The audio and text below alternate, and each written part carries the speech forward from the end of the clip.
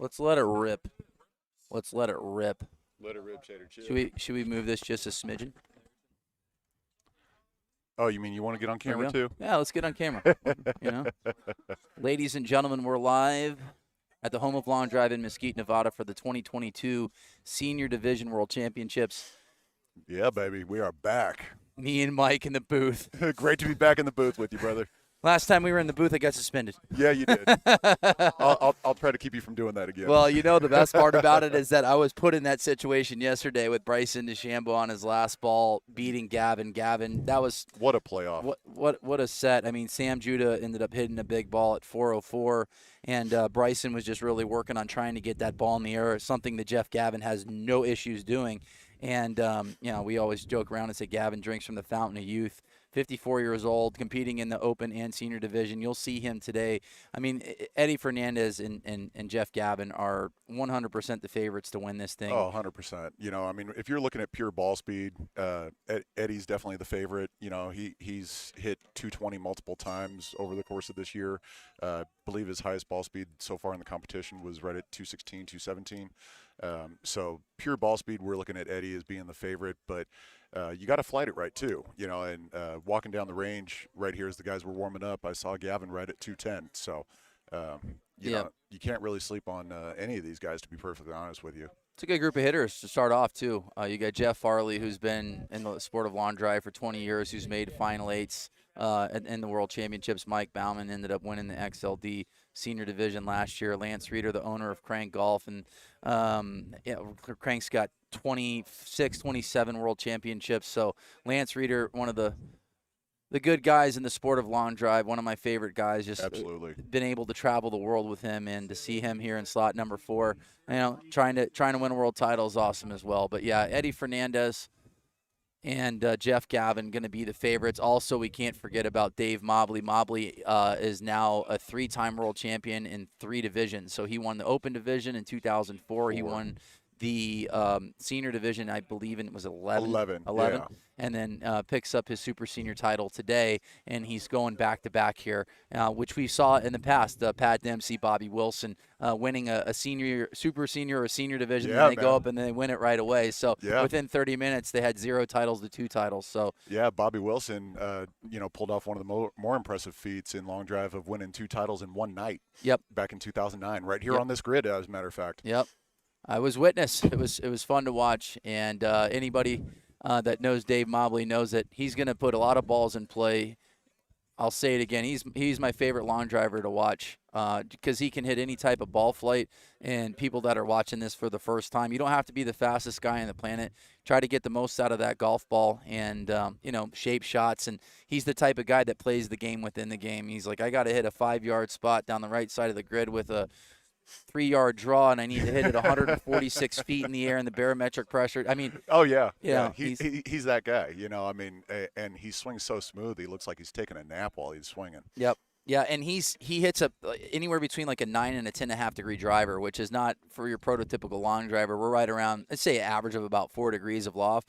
Yeah. Mobley tees it super low and just puts a good swing on the golf ball, and like I said, he can make modifications throughout an event, and he does take his time. There's a lot of times you'll see Dave not even hit 6 balls in a set. He'll just 5 good solid swings, sometimes even 4, and normally those are good enough. But we're downwind right now. We're going to see some really big numbers. I wouldn't be surprised to see a 410 to 420 ball right out of the gate. Right out of the gate, yeah. We're almost straight downwind. It's a little bit out of the right, helping those that do hit a draw, but we're almost straight downwind out here. And with the backdrop of the mesa that we've got going on here, you never know quite what it's doing down grid, but that's why we've got those flags down there so that the guys can check that out and see the way the ball's falling and actually hitting the grid.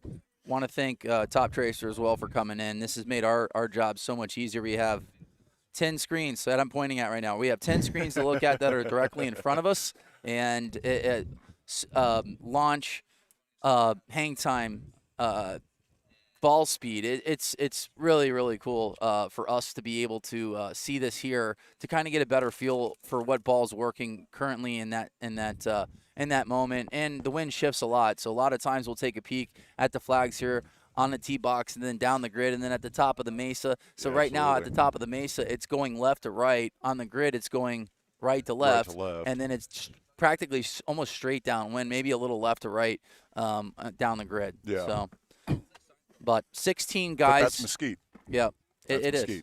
And that's why it's imperative to hit a lot of balls in play. And there was a couple times yesterday where veteran moves were made. And I'll say Jeremy Nowak's been in the sport since 2019. But him being a professional athlete playing with the Baltimore Orioles, saw that flag moving hard. He got a good gust of wind, and Seamus couldn't even have finished saying, the grid is clear, swing away. Yeah. Nowak hit that ball right at 3 minutes, and that ball won the set because the wind died down. So once again, you'll see these guys take a peek at the flags pretty much after every single shot, or you can feel it on the tee box. But that wind of that gust comes up, you could hit 3 balls within 30 seconds as well. Absolutely. And that's one thing the guys will be paying attention to today, especially out here in the afternoon. The wind does get pretty gusty, and it can change a couple times within a set. And for those of you that are new to long drive, our sets are only 2.5 minutes long. Yeah. And so there's not much time to make adjustments, but we've learned over the years how to do it, and these guys are the best in the business at it. So here we go. All right, Eddie Fernandez. I would say, him and Jeff Gavin are the favorites to win the World Championships. Jeff Gavin has 2 world titles in the Masters division. Eddie Fernandez has got a world title and a runner-up. Farley out of the blocks. Right out of the gate, 191 ball speed down the left side there. Looks like Eddie flared his first one out right. And this is beautiful, too. For you tuning in, you can see, right now we've keyed in on Eddie Fernandez. But the Top Tracer technology makes the viewer experience that much easier, and it's a lot easier for us in the booth. So Farley with the ball, a couple balls in play right now. Yeah, we're still waiting on the first number for him. Lance Reeder, the owner of Crank Golf, just getting after it. Eddie Fernandez putting up 209 here on just ball 2. No movement. No movement at all, 111 feet in the air. And the wind just died down. Yep. So that's going to be a pretty good ball right now. Yeah. Farley on the board at 325, Mike Bauman 323. I say based off of what we've seen, I think that's probably right around a 380-yard drive just with this type of wind. Eddie liked that one. Eddie Fernandez 212. This one's a little bit higher. I like the ball. I like the ball being a little bit higher. It seems like the sweet spot today and the last 3 or 4 days has been right around 130 feet in the air. Yeah. And slot number 4 has been a slight advantage. But not so much today. There's really no wind right now on the grid. So right now Eddie at 345. Let's take a peek at the flags right now. They're down in the grid. It looks like it's a little into the wind. Pretty still, yeah, maybe even a little in. So yeah, these swirling winds are definitely causing a little bit of a problem right out of the gate here. We're still waiting on a couple numbers there for Eddie Fernandez. He's sitting at 333 right now, but we know he's got another ball in play. Mike Bauman currently leading the group at 345. I really believe that Eddie's going to be in the 70, 80s. That third ball definitely didn't go out of bounds. That was right down the middle. And once again, there's going to be some issues. We're not to say issues per se, but slot number 1 and slot number 4, the golf balls are both white, but there's a thin green line on golf ball number 4, and we saw it a bunch over the last couple of days. There's a little confusion calling balls. Eddie Fernandez is at 369. Mike Bauman is at 369 currently. I think the third ball that Eddie hit is significantly farther than he definitely wasn't out of bounds, but as of right now, it has a 0 on the board. Yeah, we've got to wait for the official callback, and those of you who have been following the last few days, once we get the line underneath the number on top, that's when it's official. Everything that is posted prior to that is an unofficial number until the guys actually that are out in the grid working it can get out there and officially measure it for real. All right, so we got Mike Dobbin, the 2007 world champion, in the booth. Bobby Bradley as well. We're just chopping it up. Year 2 for us being able to call senior and open division world championships, and it's going to get intense quick. This is the perfect structure as well. This is going to take about an hour and 30 minutes to crown a world champion. It's a round robin of 16 hitters. Each guy gets 5 sets. First place is 200 points. Second is 100. Third place is 50 points. Fourth is 25 points. OB is 0. Eddie Fernandez takes down the set at 379 yards. Mike Bauman takes second at 369. Jeff Farley at 360 and Lance Reeder at 333. So Eddie Fernandez, 4 out of 6 balls in play. The third ball that he hit that we liked went 377. 77. So we thought it would be right around a 380 number because, the 333 didn't really make much sense. Not based off the ball speed and looking at the flags that were practically still. And we've seen, I don't know how many, Bobby Peterson would know how many golf balls we're hitting, but I feel like I've seen practically every single one of them. And that seems to be like a really good number, right around 380 at neutral conditions at ball speeds of right around 212, which Eddie had. And they made an adjustment there on Eddie's as well on that second ball. It was at 79. Yeah, that makes sense. That 33, I'm guessing it was either Lance Readers or it was a ball coming over from the range. Well, I'm not allowed to say that, but Kyle Berkshire is ready to go. Kyle Berkshire is ready to go, ladies and gentlemen. And we talked about Kyle. This will be now about 3.5 weeks, day 24, day 25 after surgery on his hand to remove the hook of the hamate. Similar surgery to Bryson. Bryson actually shattered his. Kyle just broke his clean off, so his incision is significantly smaller than Bryson's. Bryson's got a massive zipper on his hand. Kyle's is kind of like at the base of the palm. And I know a little bit about zippers on the body. Well, I remember you winning the world qualifier, tore your patella tendon. Yep, patella tendon. And we'll talk about that. Kneecap. I can't believe you hit at the World Championships. What year was that? 16? That was 17? 18. 18, yeah. 4.5 months later, I was on the tee box at Worlds and finished 17th that year. Yeah, I remember you're hitting practically on one leg. And now that I'm looking, I guess if you want to blow out your patella tendon, you might as well do your left, because I figured if that was the right, I don't think do you think you'd have been able to compete if it was the right leg? Well, I told my surgeon and my PT, I was like, guys, I don't care if I go up there on the tee box with crutches. I'm hitting at Worlds, so you got to find a way to get me ready. Well, Kyle Berkshire, once again, is getting stronger as this event goes on. He was kind of cruising right around 220 mile per hour the first day. Didn't really practice for a month because he couldn't. Yeah. And the day that I hit against him, day 2, where he only beat me by 40 yards, I was on my game that day, 6 out of 6 against Kyle, and I jokingly said I beat him by 1,600 yards total. But he hit 9 balls total on the range and 18 balls in competition. 27 total golf balls were hit. And he goes, win. He ended up sweeping. But the most impressive so far, Justin James looks really good. And I've seen him just cruise at 225. Yeah. I mean, put up possibly the fastest set ball speed average ever in the history of long drive yesterday at an average of 228, topping out at 231. Yep. I know Kyle topped out yesterday, I believe, at 229, or maybe been the day before. Mm-hmm. It's a long week. But yeah, I mean, watching these guys put up the speeds that they are, I've been in this game for 19 years. I think it's 15 or so for you. This 16th year because you didn't hit in 2020 for the true. World Championship. Yeah, for the World Championship, yeah. Unfortunately, COVID took out the World Championship that year. We've got no marks at the moment. Speaking of World Champions, we got David Mobley on the tee, who earlier today won the Super Senior Division title. There we go. Now we finally got a mark for him at 331. But leading the group, Gideon Stander. So that's not a name that I'm familiar with. And then in second place, Jason Cook, Cookie, yeah, he's best dressed. South African. Him and Thorne Van Zyl have mopped up out in South Africa at all these events. And there we go, Mobley at 48. What a stud! And I just interviewed Mobley. What a crazy week he's had. His wife going into her last treatment of chemo, battling cancer, just getting out of Fort Myers.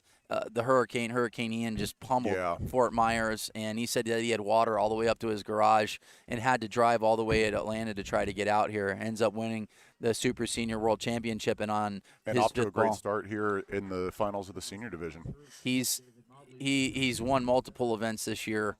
And they said Mobley is just a master of hitting the golf ball in the center of the face and can do anything that he wants to with a golf ball with the driver in his hand. Right. And he knows exactly what ball flight he needs to hit for every single condition. I know he played some Hooters Tour events back in the day. He's played on multiple mini tours across the country. And, great player, knows how to flight the ball very, very well, and has won on this tee box a number of times, including earlier today. Well, we got a really good group of hitters right now. I mean, everybody's Tommy obviously Pepper. very, very talented. T-Pep, Masters Division World Champion. John Graves, who I think if you're looking for a guy that's a sleeper, he's not a sleeper if you've been able to call the action, which I've been fortunate enough to do. John Graves, former professional baseball player, wouldn't be surprised if he's there at the end, and he definitely has a strong chance to win a world championship. Absolutely. And then in slot 3, we've got E.J. McDonald, who's a PGA teaching professional, and Ryan Gearhart, which I've known Ryan since I started in this sport back in '04. We used to compete together in the Open division, and he's got a few years on me. I'll be in the seniors here in 2 years. So, but Ryan Gearhart, another decorated long driver, who's won many tournaments, and gosh, this wind is really swirling right now. It is. It's been pretty inconsistent all week, really, truly. It's been more downwind though. There hasn't really been too much into the wind. I did for the first time. I hit out here on. Gearhart seemed to really like that ball. Yeah. 193 ball speed. I can't see the height of that one. 122 feet of curve. Didn't see the height. So what we've noticed here is that if it goes above 160 feet, the top tracer's not picking it up. Oh, okay. Which is, like I said, this has been so much fun to watch, and top tracer's been great. John Graves is a guy that hits it a little bit higher.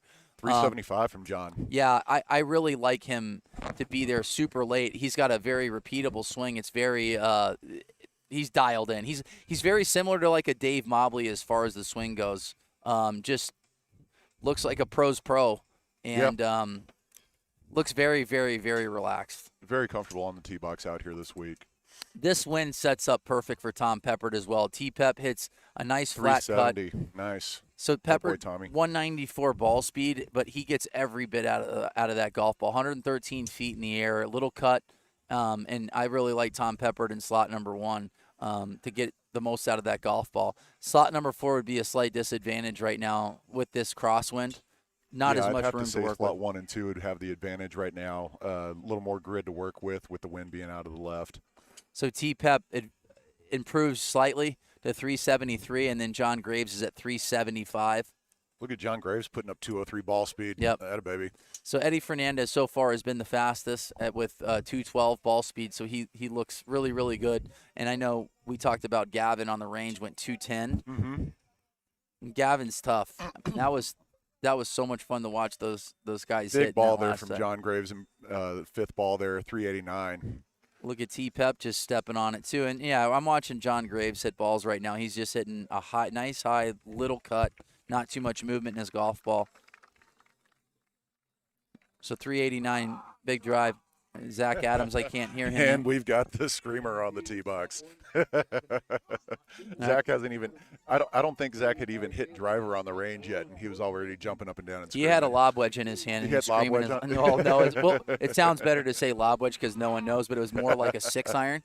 But yeah, Zach hadn't even hit a ball yet. He's got a 6-iron in his hand and is just screaming at the top of his lungs. And he ended up winning out in Hope Sound. So. Zach Adams with the title this year. You got Jeff Gavin, who we always say drinks from the fountain of youth. Yes, sir. The pride of Canada, one of the best hitters on the planet for the last 20 years. And to watch him compete against the Open division, I mean, he was literally a couple yards away from making another top 16. I mean, how many top 16s does that guy have under his belt? A lot. A lot. The number of times that Gavin and I have been on the tee box together, and there's something about hitting with Gavin that just always makes me really feel like I have to bring it. I mean, he's obviously a very decorated athlete in our sport, but a heck of a nice guy, and I just love hitting with him. Love it. Yeah, he's got 2 world titles, and he is the defending senior champion. Yeah.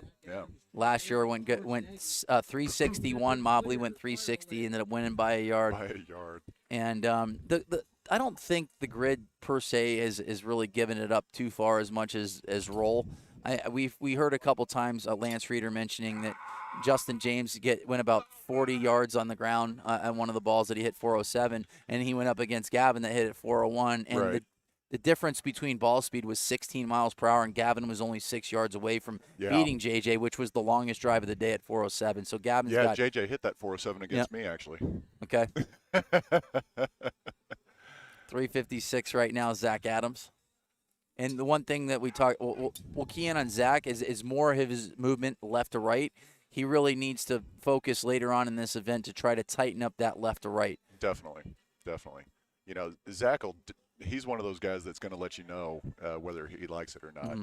And but yeah, tightening up that ball flight for him, especially with left-to-right movement. No wind right now, so he's not going to have to worry about it as much.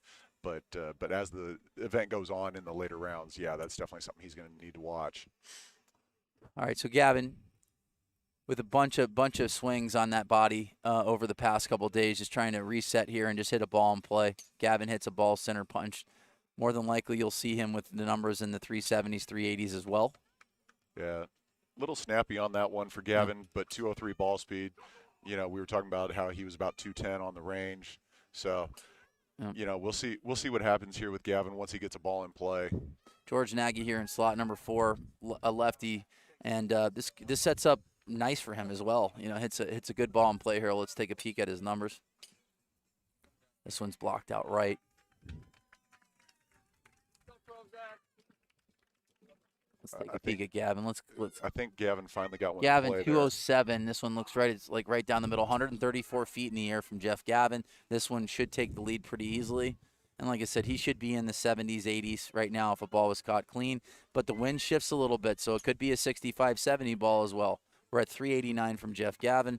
He said him and Eddie Fernandez right now look phenomenal, and even John Graves. And I really, truly think that, John Graves is the guy that's going to be there late in this event. And when it does come down to the final 8, it's single elimination. So if one of these guys doesn't catch one clean, I wouldn't be surprised to see John Graves or Mobley there, Absolutely. even though they're a little bit slower in ball speed, to win a world championship again. Especially, like I said, Mobley, I never count him out. Ever. No, you can't ever count out Mobley and Gavin too. I mean, even without the ball speed, his ball flight, it's perfect. It's perfect. He hits it rather high, not extremely high, but he hits it very flat.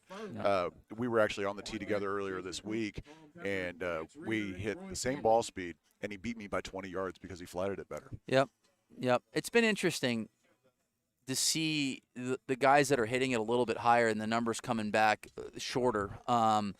Yesterday, I could, if there was, say, 10 times where guys yelled at the golf ball, they were significantly shorter than the ball that they hit longer in the set. And it's like, I'm texting Jay-Z. I'm like, Zubak, why are we screaming at golf balls that we're hitting that feel really good? Like, you get a really nice response to the hands. The ball flight looks great. And then all of a sudden, it comes back, you're like, and what I was thinking is, like, maybe, if you hit a little bit higher on the face, maybe closer to the toe, like, the old crank drivers, you hear like just a different sound where it was maybe a little bit more thuddy, and you're like, that ball's gone, And maybe that's something, with this golf ball that if you maybe lowers the spin a little bit, it flies a little bit farther. So it's a 330 dimple golf ball. I use. And thank you, Bridgestone, for stepping up and doing this for us. Gavin taking down that set at 389. A huge ball there for Jeff. When we were talking about his flat ball flight, obviously getting it done there. Zach Adams, 356, going to take third. Troy Cayley at 57, taking second there. Troy Cayley, really good hitter as well. Ended up, first time I saw him was in 2020, competing in the PLDA, just tour events in the senior division, won a couple times. He knows how to win as well. And this is, like I said, a really good lineup of hitters. You got Jeff Farley here in slot number 4, who's done probably 1,000 exhibitions and been in this sport for 20 years. Big philanthropist as well. Just had a charity event not too long ago in Huntington Beach that he's been hosting for a really long time, raising money for kids with cancer. And I said Farley's one of the good guys in this sport. And we got Graves here in slot number 1, Dave Mobley in 2, George Nagy and Jeff Farley. So let's take a peek at John Graves. I'm looking for a big number out of John Graves right here. We're a little downwind off the left at the moment. I'm thinking John, if he hits a good ball, I'm thinking John's in the 80s here. Yep. It's funny, his demeanor is very similar to Justin James. He is so relaxed. Yes. And that's the thing that we've been really watching with JJ is that he's got his glasses on, his hair is perfect. He looks like a supermodel. He does look like a supermodel. Whatever. And he's just smoothing it, at 224, 225. And he did. He went 231 yesterday. And Kyle, just after surgery going 229. Insane. But talking to Kyle last night, he goes, I know that I have 15, 20 in the tank where I'm just going to let it go. Yep. And he's like, I wouldn't be surprised if I hit 235 mile per hour today, which he did at Bryson's house, and he did at the One Stop Power Shop. He went 236 and 235. Yeah. And his body's got to feel better than anybody's in the entire tournament. There's no doubt. You know, we've been in this sport for so long. I remember the days when 205 was really fast. Yeah. You know. Yeah. Yep.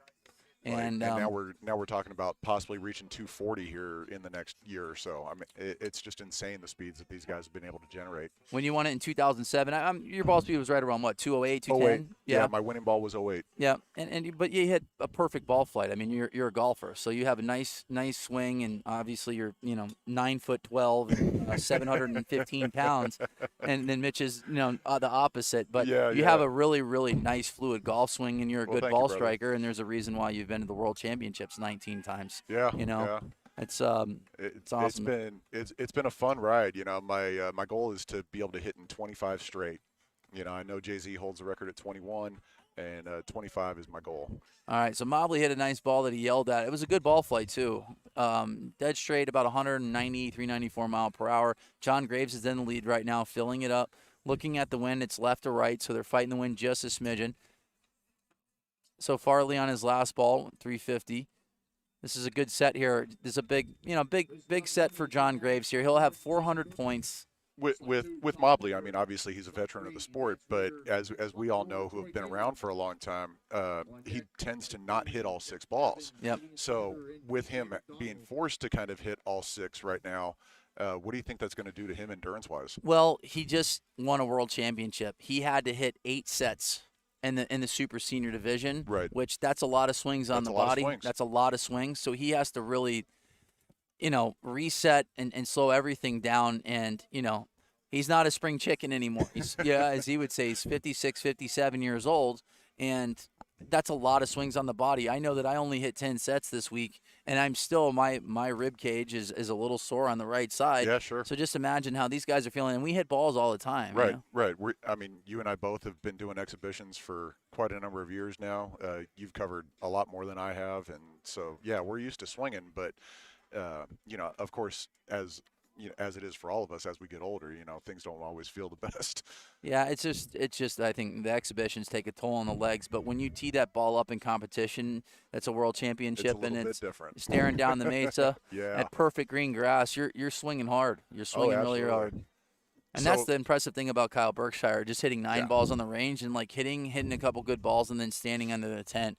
That could be for 20, 25 minutes, coming back out and then doing it over and over again. Yeah. I feel like he's extremely fresh. And for him to be able to turn it on at 220-plus mile-an-hour ball speed, just, without hitting very many balls, that's just so impressive with me. And see, what I'm going to be looking at Dave Mobley is him getting into the final 8.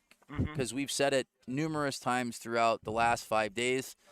If you get to the final 8, anything can happen. Anything can happen. Anybody can win it. You can have a couple guys that have bad sets that go OB, and Dave Mobley is going to be hitting a bunch of balls in play. But John Graves is looking very, very good right now. John Graves looking real solid. Takes down that set at 367. Mobley is going to finish 4th in that set, and we're still waiting on an official measurement between Jeff Farley and George Nagy, both at 353. And if the balls are within 6 inches of each other, it is deemed a tie. They split the points. Farley getting bumped up to 354 there for an official measurement. So it looks like he's going to take 2nd. And then Jeff Farley takes 2nd. George will get 3rd there.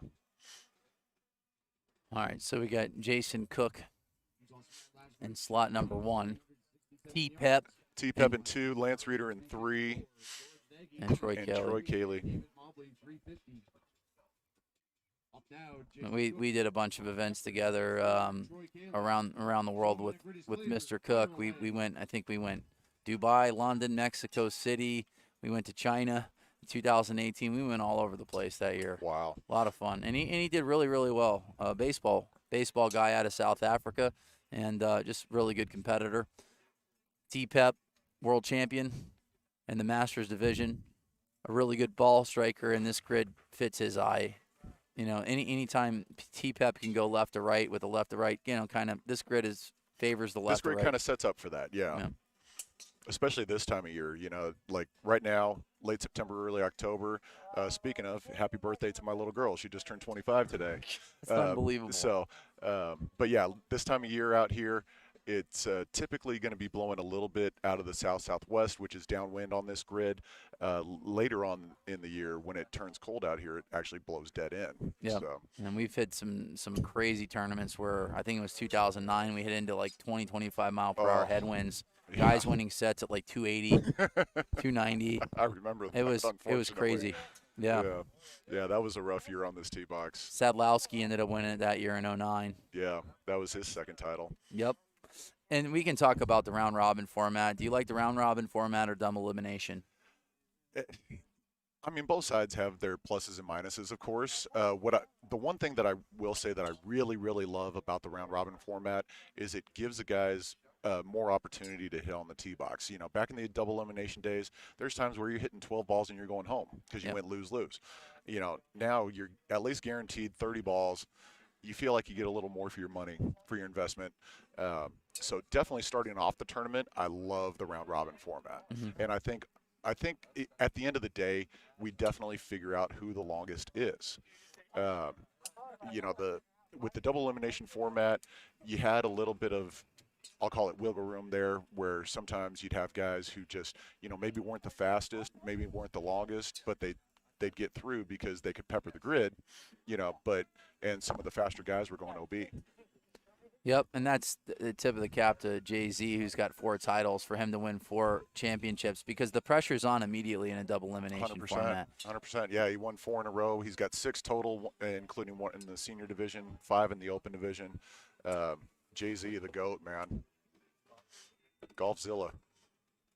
Jay-Z, we're going to go to YouTube here right now and take a peek at what everybody's saying. So at the moment for this set, we've got Jason Cook and Troy Cayley tied for the lead there at 359. Tommy Pepper, 334. Never really seemed like he caught his ball in this set. And Lance Reeder at 339. Monica Borowitz, yes. It's Mikey and me. Monica, what's up, girl?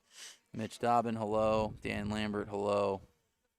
Got about 1,000 on right now tuning in. Nice, nice. And the boys are going to be getting after it here in about an hour and a half. 3 o'clock Pacific Standard Time. Right now, Troy Cayley and Lance bumping it up there at 342 on his last ball. But yeah, Troy Cayley and Jason Cook tied for the lead there at 359. Still waiting on the official measurement on those. Greetings from Germany. Yep, we got the Germinator, Marty Borgie 240. Martin Borgmeyer looked great yesterday. First 2 sets slightly struggled, but then figured it out in the last 3 sets. He looked phenomenal. Ended up taking 3 wins, and it looks like he's progressively getting better as well. Definitely. Yeah, Martin, you know, again, we were talking earlier about just pure speed, right? And of course, everybody knows Kyle. What is he, 3-time champion now? Everybody knows Kyle, and but you know, Martin's right there too, ball speed wise, with Kyle and Justin James. The speeds those guys are putting up are just absolutely insane. Everybody's chasing them. Yep, I'm taking a peek at who's your wild card for the main event, so not Justin or Kyle. I mean, there's not too much rollout. For me, it's Sean Johnson. Sean snuck in that last set. That was good to see him, because I do like his flat ball flight. Who I've been really impressed with is Sam Judah. Sam Judah absolutely enters a contest, and Bryson and Martin select him for Regency to do a video, and they said his first time on the range with those guys, he was 217, and to see him hit golf balls, I mean, I've hit with him on the range in Dallas as well.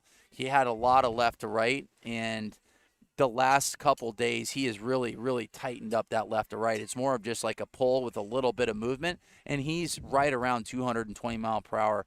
I'm trying to think. Well, I mean, Colton Casto has had really good sets as well. Yeah, absolutely. And he started tightening up his dispersion as well. He went to a different setup. He's been using the Patterson D10, and yesterday he ended up going to a TPT shaft that really, his ball flight was straight. And he did have one set where one of them was a miss hit. He hit it like 339 yards. I just literally swallowed a bug. They're all over us today. Yes. That was awful. I just swallowed a horse. Can we get that on camera? Can we get that on camera, please? Can you get it out of big nugget out of the gate from Jeff Gavin on ball 1 there at 77. We're live. I just swallowed a big June bug. I don't think I'm going to be having to eat later. Jeez. Protein. Yeah, that was disgusting. I mean, that thing got me good. So what we were saying about Colton Casto is that he hit like 2 or 3 blocks that were dead straight outright, and I just said to Eddie, I'm like, I hope he doesn't change this setup, because even though he didn't hit a good ball in play, I was like, I'd really like to see him take that setup into the next set, and he did it the last 2 sets and looked phenomenal. Yeah, I watched Colton on the range a few days ago, switching back and forth between shafts, and he was definitely straighter with that TPT shaft. Yep. Gavin, 377, 376. Was in that slot yesterday in a playoff to get into the final 16. It was Sam Judah, Jeff Gavin, and Bryson DeChambeau, and Gavin just put on a show, and on his last ball just hammered it. Perfect ball flight, probably right around 206, 207 ball speed, and put Bryson on the ropes there. Oh, Gavin liked that one. Yep. 207 ball, 121 feet in the air, and going towards that back left corner of the grid. That's a great ball right there. That is. The back left corner has been hot today and every day out here. And that was when I talked to Lance Reeder about Justin James's ball. That was probably, it was 94 feet in the air. It was just a straight pull. And Lance said it just went over the crown of the center of the grid, and he's like, it landed and rolled 40, 50 yards. Jeez. So, because when we walked the grid before, we didn't think we would be only getting maybe 10, 15 yards at best. Yeah, and didn't they resod it or something like that? Well, everything is. They have new turf on the tee box, new turf out on the practice range, and then the grass looks phenomenal. It's perfectly plush, and they ended up mowing it a couple days ago. The grain is going south to north, so it is going downwind per se, or down the grid. So hopefully, I mean, people want to see. People want to see big numbers. 400-yard drives. Which I definitely – I mean, we're going to see some 400 balls today for sure. Yeah. We may even see it here in the senior division in a little bit when this wind gets whipping. Gavin taking down that set at 377. EJ got a great last ball in there at 371 to take second. And, again, another measurement coming up here. We got Mike Bauman and Gideon Stander. Oh, they just dropped Mike to 358. So if Gideon's number of – oh, they dropped his as well. So we got a tie here. We got a tie. So they will take third and fourth, which is a total of 75 points, and they will split that. So they'll get, pardon my math here, 37.5 apiece. Mm-hmm. Yeah, sorry, numbers get a little jumbled sometimes. You got it right. You got it right. All right. You got it right. You weren't a professor at Harvard and no, I was advanced not. Calculus. No, I rode the short bus. Mike Dobbin is 6'9", or 6'8", or 6'9". 6'8". Yeah. About 300 pounds. 6'8", down to 280. I've actually been dropping weight the last couple of years. They dropped Gideon Standard down to 357. So Mike Bauman's going to take third place now and 50 points. Well, and that can be huge when we get down to the last set. I mean, sometimes the difference in points and making it through and not is a very, very minimal number. All right. So Eddie Fernandez right now this is the longest break that you'll have. So if you're the number 1 seed, you hit in the far left slot, first group out of the blocks, and then you have 6 full sets to wait. So this is Eddie's second set in a while. So this is the toughest set to have when you are the number 1 seed. You have to just wait a long time, and Eddie isn't too worried about putting a bunch of balls on the range. Like, he is fully locked and loaded for this event because he just wanted to focus on winning a world championship in the senior division, and there's no doubt in my mind if he focused on just the open division, more than likely he would have seed him in the top 16 as well. 100%. 100%. I mean, I watched Eddie's practice session the other day, watched him go just under 223 ball speed. Yep. And, I mean, he hit one off the heel that went 210. Yep. So, yeah. Eddie's definitely fast enough by far to hit in both divisions. Mm-hmm. He chose to focus on the senior division this week, just with how much hitting the open division is over the course of 3, 4, 5 days sometimes. So yeah, he wanted to focus on this. Little high, a little spinning. He would say a little cut right here from Eddie.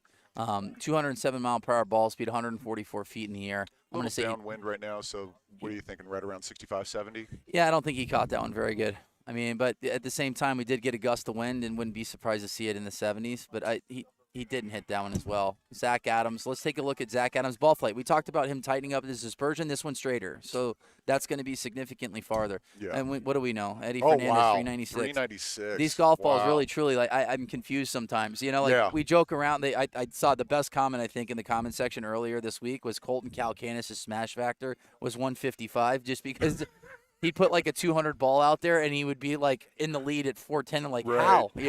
How? You know? I So had a few of those myself, you know, where I kind of caught it a little in the heel, and it went just as far or further than balls that I hit. I felt like I hit flush. all right, Eddie yelled at this one, trying to take a peek at Do we have numbers on his the ball? wind has picked up significantly here on the tee box.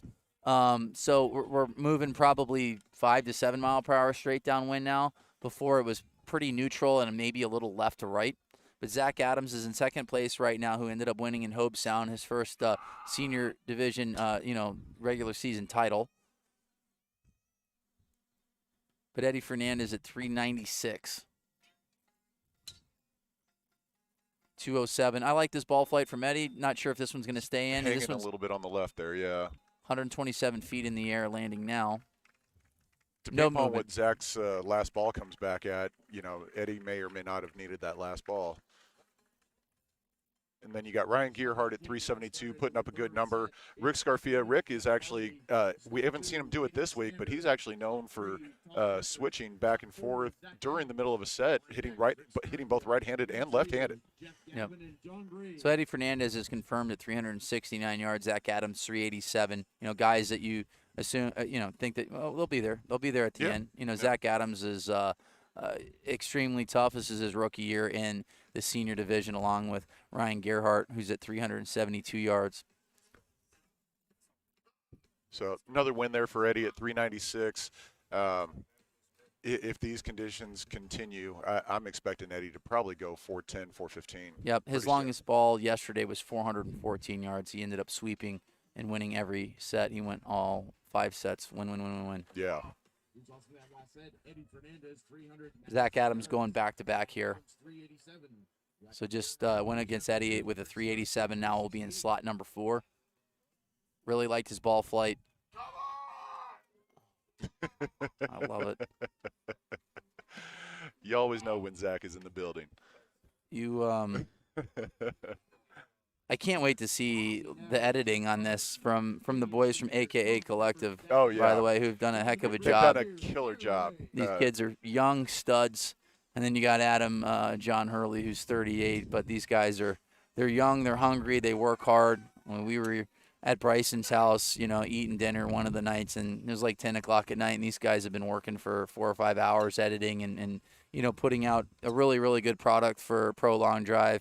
And just look at all their socials, like all the posts on Pro Long Drive the last week. They've done a really, really good job. They really have. I've heard a lot from the different guys of the past, like Kevin Shook, Kevin Bullard, guys that I still keep in touch with, and just the quality of content that AKA is putting out.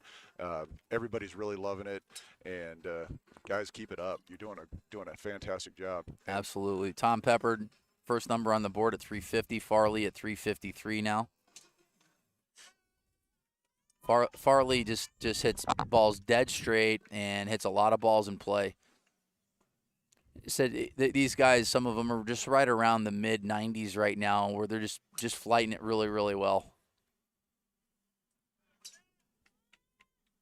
Excuse me. So Eddie Fernandez, John Graves, and Jeff Gavin, the guys that I would say they are the favorites. They all have 100%. 3 wins. Yeah. Or all 3 of them have all wins. 3 of them have 2 wins. Yeah. Yeah. Be interesting to see that final set as we get ready for seeding for the final 8. Because the first seed will take a 4th, 5th, and an 8th seed, and then 2nd, 3rd, 6th, and 7th. Big Z going 203 on that ball, but it's covering a lot of the grid left to right at 160 feet in the air. So he yelled at it, but Zach yells at a lot of balls. Yeah. Got 1,200 on right now. He flattened that one out a little bit. That one, look at that. Little Not much slower, movement. Yeah, not much movement. A little slower, only 139 feet in the air as opposed to the last one being 160. So this ball, I know the last one went out of play, but this ball will be bigger anyway. Curious to see if this last ball from Farley stays in play. He took up the grid left to right, and he hit a nice ball. That was his fastest ball speed that I've seen so far at 195, and it had good height on as well. That one took up a little bit more of the Gideon, grid. big ball there on ball 5 at 372. So Zach Adams hit a little cut. He fought the wind slightly. It's still right to left a little bit. So curious to see where this number is from Zach Adams. His last ball that he hit in the 380s was 200 mile per hour right on the dot, and that one was 201. 389 final ball There from it is. Jeff Farley. So, yeah, I was really interested to see what Farley's number is because he hit a flat 195. Flat ball flight, yeah. It was dead straight, and he hit a block, and that's the prototypical shot on this grid. Dave Especially Mobley. from slot 1. Yep. Yeah. Yep. Zach Adams, 400 yards. So the wind's picked up. And Big Z going big. And that just comes down to ball speed. Jeff Farley hit a great ball, practically the same ball height. And he was at 195, He was at 195, and Zach Adams was at 201. Yeah. And I feel very strongly that this golf ball gets the most out of it right around 208 to 210. I would agree. Yeah. Yep. And he actually maybe gets more out of 200 mile per hour ball speeds. They might not go as far as the 208s, but this is a really, really good golf ball that Bridgestone has made.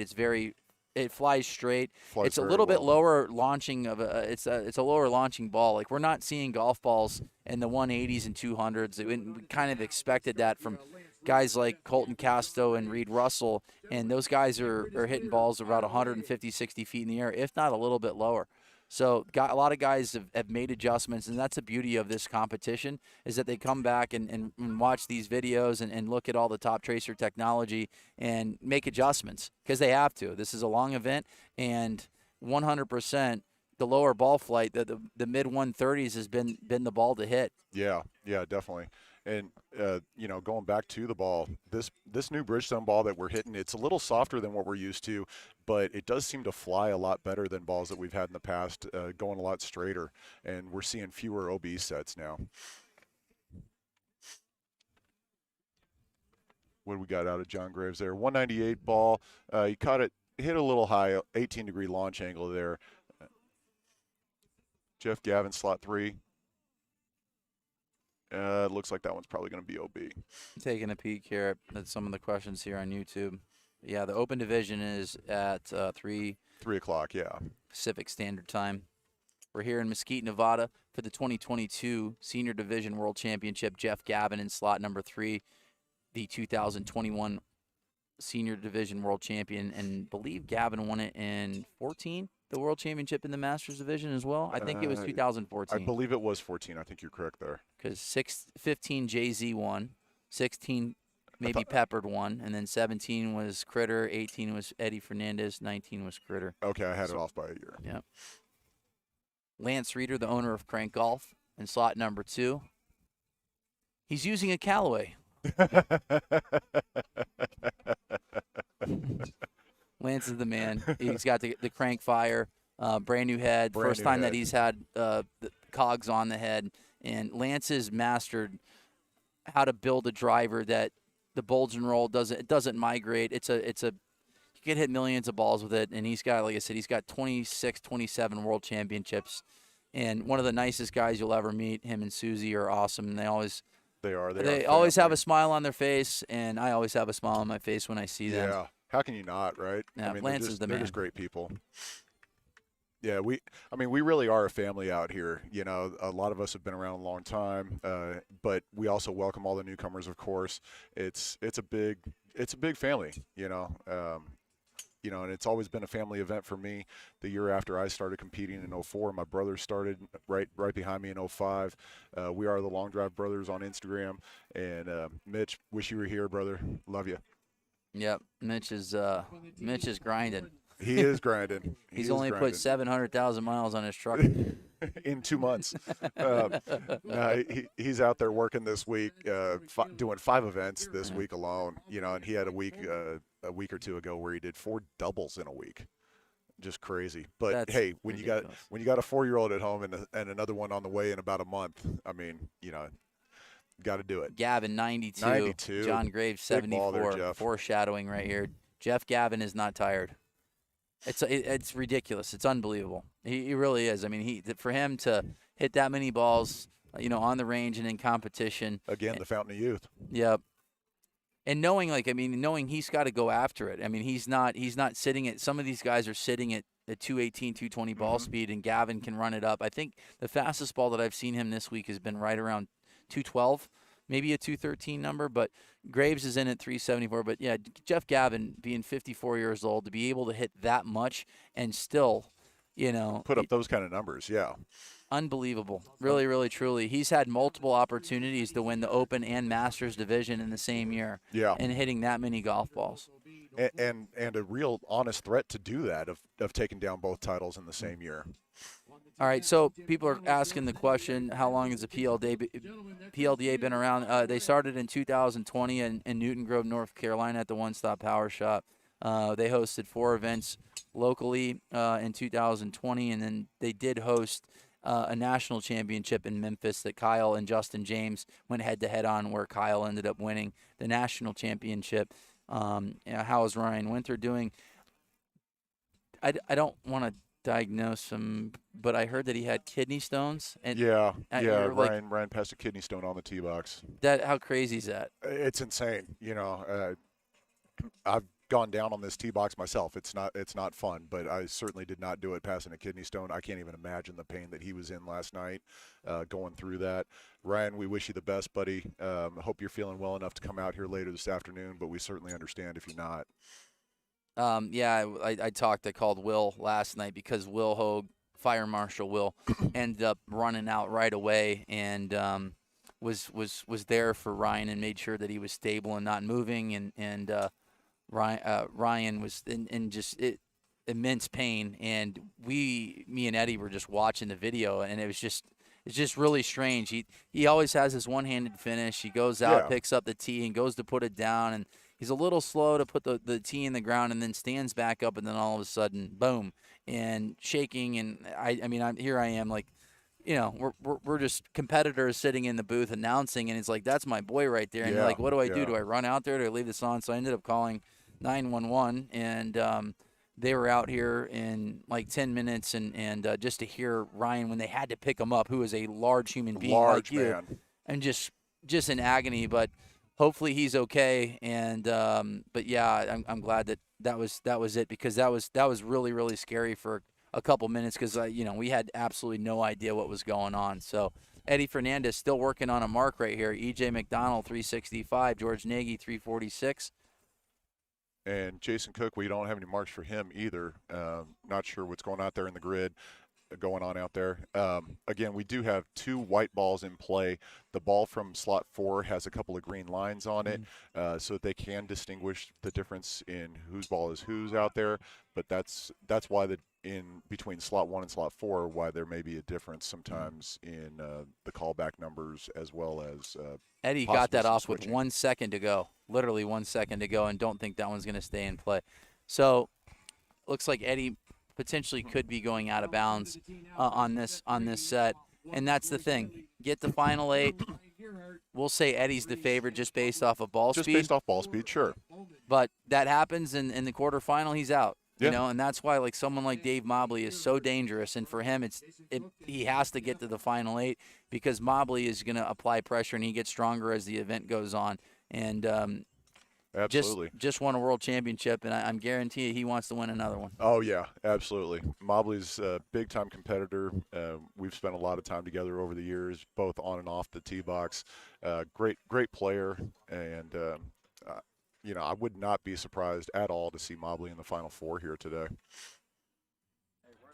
To see Eddie possibly go OB here is just very, very, very strange to me.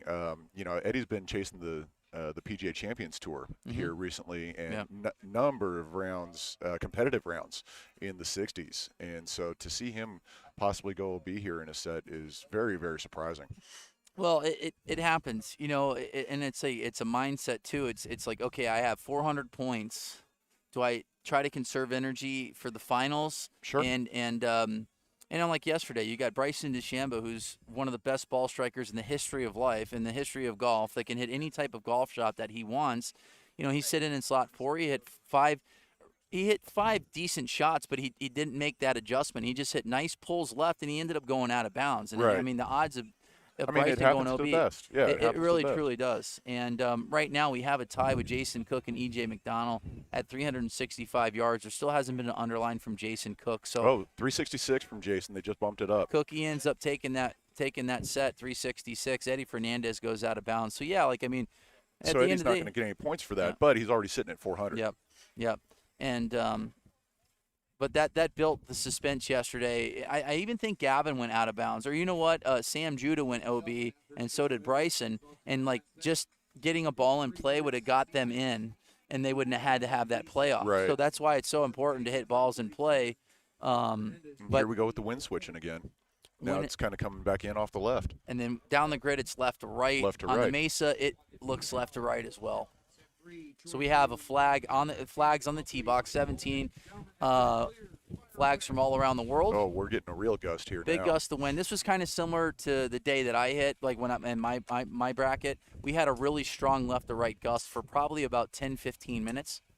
And look who's on the tee box, one of the best ball strikers in our business at Dave Mobley. Yep. Sitting there in slot 3. Big set for Mobley right now. He's sitting at 225. So if he gets a win here, he'll be right at 425 points, where he can just put a couple balls in play. And this is only Mobley's third set, so he's still looking at 2 more sets after this. So should Mobley win this set, I think he's pretty much a lock to get through to the final 8. Absolutely. Let's see where Mike Baumann has 150. So yeah, I mean, wins are huge, especially in the top 16. Mobley at 334. With the current wind conditions, that's a really good ball right now. Yeah, it picked up significantly. It's a stout crosswind. You could probably hear the wind in our microphones. Let's take a peek at the questions here. Bryson is competing today. He will be competing in 1 hour and 6 minutes.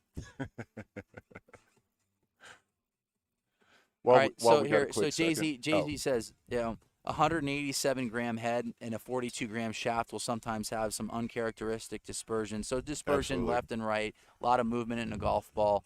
But the TPT shaft has been really, really straight. It's been really tight, and been impressed with it because a lot of the guys have been hitting that shaft today, and they put up some really, really good numbers. As we're taking a peek right now from the preview camera, DeChambeau is on the range right now, hitting some irons. Anthony, AT, what's up, buddy? I saw you on there. Yep. Mobley stepping it up, 354. Filling up the Troy grid. Cayley at 346. We mentioned Bridgestone earlier. We got some great sponsors out here really helping out, taking care of not only the event, but the guys individually. T-Claw has been huge. Tornado Tee is used by probably more players than any other tee out here. Big shout out to those guys. Fortify. Thank you guys so much for what you do for the event and for all the players. Right now, Mobley's still in the lead, 354. Ryan Gerhardt, 346. Troy Cayley, 346. And no marks from Mike Baumann. Baumann's been around a really, really long time. Really, really nice swing as well. And he makes a pretty decent swing training aid as well. Yes, he does. He sold 750,000. I mean, how many? That was Classy Swing Magic. Oh, Shout out to Charles Classy. Charles Classy. Him and Big E and Margaret. Yep. They actually just bought a place in Pinehurst. Yes. Yeah. I spoke to Mr. Charles last month. Bryson on the range, getting loose. Yeah, last year really saw Bryson progress in ball speed from the beginning of the event to today. Topped out at 219 last year. Yes, he did. So Mike Baumann on his last ball ends up getting into second place with a 350-yard drive. Dave Mobley, 5 for 6, 354 yards. Huge win for him. Yeah. And so that's going to put Dave at 425 points, yep. Which with 2 sets to go for Dave, that's going to lock him in for the final 8. Yep. What a stud. I mean, just, yeah, incredible to watch. Martin Borgmeyer is on the range now, throwing some left and rights to the camera. Martin once again looked phenomenal the last 3 sets. Sam Judah looking nice and relaxed. If someone said, who's your dark horse, it's Sam Judah, because he is consistently at 220 mile per hour in ball speed, and he's He hits it straight. He hits a pull, so his natural ball flight is just a little bit of a pull cut. And if he aims out a little bit right and hits that shot, you just never know with this grid left to right. That's going to be dangerous. It's a dangerous ball. And speaking of left to right ball flight for the Open Division, another guy that I'm really looking closely at is Scotty Pierman, two-time amateur world champion, and I've seen him put up 220 ball speed. Gamer, absolute gamer. I'm looking for him to be in the final 8 for sure. Colton Casto, he's for me, it's like someone like Sam Judah now that's in there, and Colton, I really want to see them hit, and even Mark Costello. If those guys hit the ball in play right away, they are super, super dangerous. That can win sets outright against everybody. Yep. Yeah. So Costello's looked really good as well. A gentleman that's been in the finals multiple times as well. Final 8. And he hit the longest ball in 2019 on TV at 455 yards. Yeah. So Costello's really, really fast and hits a really good ball for this grid. Jeff Gavin in slot number 4 can work on a number, and Troy Cayley on the last ball ended up going 353. So Dave Mobley wins by a yard. Troy Cayley took second, and Mike Bauman took third. So after 3 full sets, Jeff Gavin safely in at 600. You'll see him in the finals. John Graves, you'll see him in the finals at 500. Dave Mobley, Eddie Fernandez.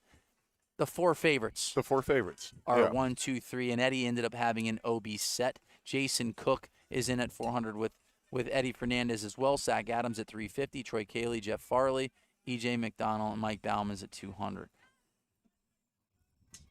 Farley just hits so many balls in play, hits it dead straight, no movement, 81 feet in the air, maybe a smidge too low. Maybe a little low, yeah. Solid ball, but maybe a little low. Ryan Gerhardt. Jason Cook, 374, big ball there from Jason. Cookie hits a good ball. He really, truly does. He's they said, a baseball player, a guy that's won a bunch in South Africa. Him and Thorne Van Zyl, like they practically win every single event they entered. And love Cook's finish. He just goes at it. Just gets after it. All right, so Gavin, after a bunch Still of waiting swings, on a mark there for Gavin. And this is something where you think about it too. Do you stop a little bit, like take your time and not hit as many golf balls at 600 points, or do you just keep going and stay loose? Because this is the best format, because 16 guys are gonna go to 8 and then they go right into the quarterfinals. Right. So I say just stick to the game plan, swing 98%, not 100, and keep putting a bunch of balls in play. So Gavin takes the lead at 380 yards. Yeah, I mean, I think especially for us guys as we get older, I think it's important to, at the very least, swing enough to stay loose, right? You don't want to just totally shut it down, but you got to conserve a little bit of energy, especially when you know that you're moving on to the next round. Yep. A lot of times, too, when you're nice and relaxed, you hit it farther. That's true. Yeah. That's true. So Gavin takes down the set. He's got 4 wins. Farley's in at 64. Cook's right now at 74. Still waiting for the underline under Cook's, and then Ryan Gerhardt's at 352. So it looks like Ryan Gerhardt is the first to be mathematically eliminated from this event. And right now, like Lance Reeder, technically he can go. He's at 75 points. Lance he goes win-win. And we saw that yesterday. Gavin had to win his last set. Sean Johnson had to win his last set. Right. It's not over, and that's the good thing about this point structure. There is such a premium on winning your set. You get 200 points, and we've seen it numerous times where a guy goes OB twice and wins 2 sets and takes a 3rd place, and he gets in. And he's through. And you could technically hit 3 out of 30 balls in play in advance. And someone that has But this done is that, long drive. This is not accurate drive. Yeah. Yep. And you got to be accurate enough, but. And I'm interested to see how Greg Null hits today, because Greg Null hits significantly better when his back's against the wall. Yeah. And it's like he frees up, and he had to hit like 3 sets where his tournament was on the line, and he ended up stepping up and getting in. So Greg Null has the second highest fastest ball speed recorded at 232 mile per hour. He's going to be here today in the top 16. And like I said, he's fought tooth and nail to get to the final 16 as well. He hasn't had an easy road to get there either. Oh, yeah. Well, and, I mean, he didn't have an easy road to get back on the tee box, period. I mean, he went down on this tee box last year, tearing up that hip. I believe it was his hip flexor, wasn't it? It was it was groin. Groin. Yep. Yeah, that's right. Tore his groin. Tore his groin. And so, I mean, that's a long road back just in and of itself, let alone getting back to the top 16 again. He could have took a second or a first and would have been in the final 8. Yeah. That he was on the last set yeah. of the round of 16. All right, so we got George Nagy here working 347 in slot 1, Rick Scarfia at 346. Still waiting on some callbacks on numbers for Mike Bauman and Tom Peppard. So what ball speed do you think? Peppard there, 351. T-Pip. Ball speed for a local drive contest. I mean, if you're like in the 190s, go to a local, hit some balls and play. Because there's a lot of guys, like someone like Kyle Berkshire, that got into lawn drive in 2017. First time Art saw him, he's like, he was like a 135 guy, and then here he is. Yeah, he was like 135, like hovering right around that 200 ball speed mark, and now here he is setting world records for ball speed. Mm-hmm. So. Just because you're maybe at a 190, 195 right now doesn't mean you can't get to 210, 215 plus. Big ball for Mike Bauman. He has to win this set. Bauman ended up taking third place in that. He's at 200 points right now. He ends up winning this set. He will be at 400, which will be a nice number to be at. Because right now Jeff Farley is on the bubble at 300 with one more set to go. Yeah. Yeah, usually 8th place after all 5 sets are done. It usually seems to float right around 450, 425 points. Yep. So that's kind of the number that everybody's looking at getting to at least. Typically speaking, if you've got 500 or more, you're pretty much a lock to move on to the next round. Yep. I ended up taking 8th on Monday or whatever day I had, day 1. At 500, so I was the eighth seed at 500 points, and then you had Will Hogue and Landon Gentry that stood on the tee box with 400 points in their last set, and they didn't even have to hit because they were in. So that's why it's imperative to hit balls and play. You have to hit balls and play. Those OB sets are killer because for the OB sets you get no points. Nothing. So far it's looking like Mike Bauman's going to take down this set, which he had to do. He's sitting at 372, Tom Peppard at 370, George Nagy 369, and Rick Scarfia at 346. I'm just looking at it says subscribers mode only. Just looking at the bottom. Yeah, just I'm ready for this to start spamming here on YouTube. I like it. The spam's more fun. Yeah. Well, yeah. I think we're definitely going to be heading for that here in a little while when we get the open division going. Yep. So big set for Mike Bauman. Puts him at 400. That was a huge win for him. 400 points. So Eddie Fernandez right now is at 400 as well and still hasn't hit his third set. So if he takes a second place, he's in. If Mobley takes a third and Mobley's going to hit a ball in play. So speaking of Mobley, here he is in slot 4 on the tee box with Lance Reeder, E.J. McDonald, and Big Z, Zach Adams. This will be an interesting comparison here of ball flight versus speed because you've got Zach, who has been putting up over 200 ball speed, 203, I think was one of his better ones today. And then Mobley, who's going to be the ball flight expert here. And I think that's an interesting matchup there in slot 3 and 4 right now. Look at Mobley. It's almost at 2 minutes before he pulls the trigger on the first ball. He took a big, deep breath, taking his time. With a 3-minute backswing. It's this guy is a machine, Just takes his time. Just coming off a world championship, just won the Super Senior World Championship. Big deep breath, smile on his face, taking a peek at the grid. It's so much fun to watch him hit a golf ball. I could watch this all day. Yep, Lance got a little over the top of that one. Mobley doing a great job staying behind the ball, as always. I mean, just launching it perfectly. You said he just hit the perfect shot. He just wanted to hit a nice little cutty, and just perfect ball flight from Dave Mobley on this second ball. 358 there on the board for EJ McDonald. Still waiting on a callback for the other guys, but EJ in the lead currently at 358. Mobley now looking more down the left center of the 357 grid. for Mobley.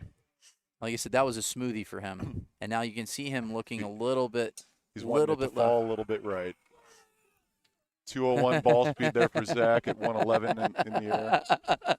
Mobley poking fun at Zach.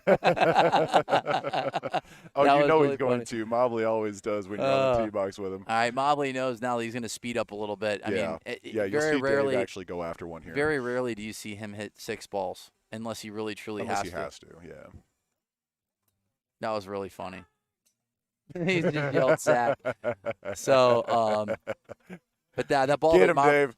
The ball that Mobley hit on the third ball, I'm curious to see if that one stayed in play because that was a really good ball for him. That the ball speed was in like the mid 190s, and it was a flat, perfect ball flight. Oh, just Big Z taking it up, 377. Yeah. Oh yeah. Mobley's third ball did go OB.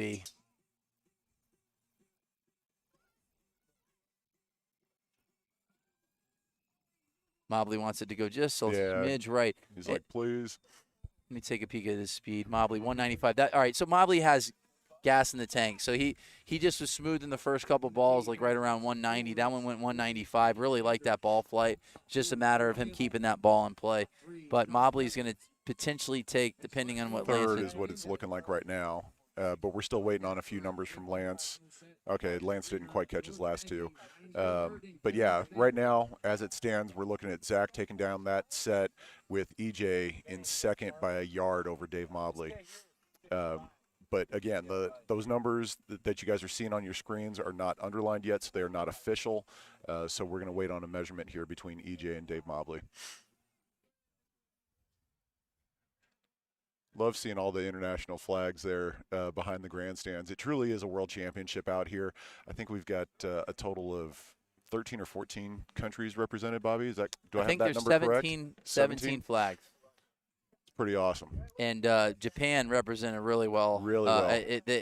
Really three, How about really Taiga going 220 yesterday, huh? Yeah, Taiga, and the thing with Taiga was that just he was hitting the ball really good. He was just hitting it high, and like with this golf ball, it was just the high ball just was not working. It wasn't working. Not working. And that's one thing that Martin did well yesterday in his last 3 sets was he brought his ball flight down a little bit, brought that launch angle down. He had a couple yesterday in the early sets that were launching at like 17, 18 degrees. Yep. And even Colton Castro was getting the ball down in the 140s, 130s, which that's like knee high to a grasshopper for him. Yeah, because he hits it really, really high. I mean, I've seen him when we were in Oklahoma, won a independent event, and he was hitting at 200, 210 feet in the air. He was hitting it so high, it was ridiculous. Yeah. With a 2 or 3 degree driver, it's insane. Yep. All right, so big set here for Eddie Fernandez, just coming off an OB set. This is picked up big time. We're probably going to see our first 415 20-yard drive right here. I think so. John Graves. This will be some foreshadowing right here because John Graves does hit a high ball. I'm really curious to see huge gust of wind. This is going to be we're going to see a 400-yard drive without a doubt in this set. Eddie Fernandez pulled out left 206. John Graves right down Meridian in Indianapolis, about right around 200 mile per hour ball speed. Huge gust of wind, south to north grid, south to north wind right now. We're looking at the flags downwind. There is a little left to right down the grid. Now we're starting to see the sand and the dust pick up here. Yeah. It's blowing really hard. It is blowing. Eddie Fernandez, a little heel cut right here at 202, right down the middle. I've been watching Eddie the last couple days with the senior division competition, and I have a feeling he's been hitting play driver on his first 1 or 2 balls to try to get a good one in play before he switches to the longer stick. Yeah. Little struggle there in slot number 4 with getting the ball on the tee. That pretty much has been the only slot where the guys have struggled because they have new turf. They laid a bunch of sand on Monday to try to get the tee in the ground, but there has really been no slipping whatsoever. The guys have they've done a really good job with the turf out here in Mesquite. They really have. The only difficulty that guys have had has been teeing the ball up, which is where that tee claw comes in so handy. Yep. So over there in slot 1, Gideon Standard at 376, leading the group right now. We're still waiting on a call back on Eddie's second ball. We know it was for sure in play. And we don't have anything up for John yet either. John Graves in slot 3, which tells me that he's probably got a ball in play, and it's big. They just haven't found it yet. Wind's died down just a little bit. They had huge advantage to hit a big number, a 400-yard drive the first minute and a half. And now the wind has died down, and Gideon Standard just hitting a bunch of balls in play, just lighting up the grid. And his short one's 364. Yep. So right now we don't have a number in slot number 3. The iPads a couple times have overheated, so that's one of the reasons why we don't have those numbers up on the board. Right. And Ryan Riesbeck has done a heck of a job with all the iPads and the 420 from Eddie Fernandez. Yeah, like we said, and they did it early. You had to do it early. 415 yards on ball number 1 from John Graves, 420 yards from Eddie Fernandez. And with the numbers we had been seeing, the grid workers are probably sitting somewhere between 360 and 380 yards. So it's going to take them a little while to get back there to 415, 420. Yeah, because if they don't feel the gust of wind on the tee box. Eddie flipped it. All right. So and then here, this is the interesting part. The ball that he hit that went 420 was about 202, 215 ball, 215. So. And you know what? Every time someone thought that they hit a good ball, it was short. Yeah. 399. Well, but the wind changed just a little bit. The wind did change, and we were watching the top tracer on that one, because Eddie did hit it at 250 miles an hour. So we were watching the top tracer, and judging by the ball flight that it was tracking, I bet you it just had a little too much cut spin on it to where when it hit the ground, it just had no speed left in it. Yep. It just kind of hit and stopped. Yeah, he backed up that 420 when the wind died down a little bit. It was right around 50 seconds left in the set. He ended up going 393 and then 399, where he hit that one significantly better with the fastest ball speed of the day and the senior division at 215 miles per hour. But, yeah, that's why I said clapping for Jeremy Nowak. Just got up there, and he felt that gust of wind, and he pulled the trigger so fast, and that got him into the final 16 because he might only had a 15 or 20-second window. Absolutely. He doesn't know if it's going to get faster or slow down or stay consistent, but that gust of wind, he hit a ball out in play, and then he did. He ended up winning that set. And what a veteran move. I mean, Jeremy, because Bobby and I have both been around this sport 15-plus years, what a veteran move by Jeremy to do that yesterday for somebody who's only been in the sport 4 years. Yep. We've been on this grid who knows how many times, and so we're used to looking at the flags and doing stuff like that. Since day one. Well, here in Mesquite, literally. Yeah, 2008. Yeah. The first year for this grid was 2008. We were at the Palms golf course before that. And, When a little right to left right now, or left to right. So this benefits slot number 1. Well, and then you got George Nagy, the lefty in slot 2 over there. I mean, if he can hit a high draw here with this wind right now, I would look for him to probably take down this set, honestly. All right, this is crunch time right now. This is set number 5. Let's see who can potentially get in. Lance Reeder, he's at 100, so he's mathematically eliminated. He's out. Ryan Gerhardt. Ryan's out. George is going to be out. George Nagy could potentially win the set, and then everybody goes OB. Right. Yeah. I mean, and then we got Gideon over here in slot 4, who he's at 225. He hits a lot of balls in play too. So a win for him here. I wouldn't be surprised if he ends up winning the set. I mean, he hit so many balls in play in his last set, and I saw a lot of Ryan Gerhardt likes that one right there. Let's look at Gerhardt's numbers. 194, right down the left center of the grid. From Gerhardt. 133 feet in the air. Gideon Standard hits a ton of balls in play. 382, Ryan Gerhardt. Big ball. Big ball there from Ryan. And that was with the wind dying down a little bit. They definitely did not have that gust that Eddie and John had in that last set. And as mentioned, Ryan Gerhardt's been in the sport for 20 years. A stud, and this is his debut here in the senior division as well. He's had a good year, and good ball from him. Yeah, and it was a little 100. Right, it was 194, not much movement, just a little left to right, and riding out that left to right win. Yeah, and mid 130s on the peak of the ball flight, which it seems like that's kind of the sweet spot for this ball is, Yep. right around 130, 140 in the air. Yep. So Gideon Standard has to win this set in order to give himself an opportunity to try to win this. He would be locked in at 425 points. Is it a disadvantage for Gideon right now with going back to back, because he was just up in slot 1 over there in that last set? So, I mean, putting a lot of balls in play, but possibly fatigued a little bit to try to catch 382. Yeah, you can tell he's taking a big old deep breath there. It's a lot. It is a lot. Did you go back to back? I did. Yeah, I did. I had it on the second day, and when you know that, you just really got to pace yourself. Really got to pace yourself. And but if you're having to chase down a big number, that can be really tough to do. Absolutely. So looking like Ryan Gearhart's going to go ahead and take the win in that set there at 382. Gideon sitting at 365, looking like he's going to take second there, and then George Nagy and Lance Reeder. So George bumped it up to 357, still going to be in third place there. So it's looking like, let's see, Gideon, if he takes second, that's only going to put him at 325. He's out. Looks like all 4 of those guys are going to be mathematically eliminated at this point. But even still, great win there for Ryan Gearhart.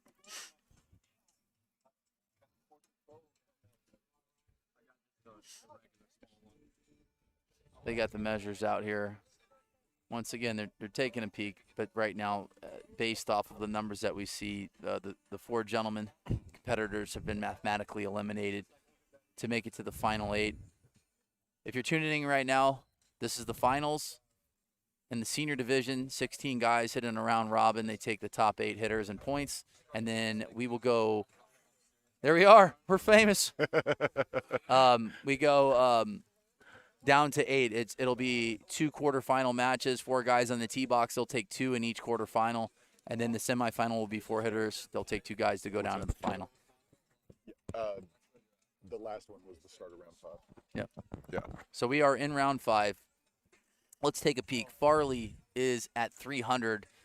If he wins, he'll be at 500. That should be good. 500 should be good.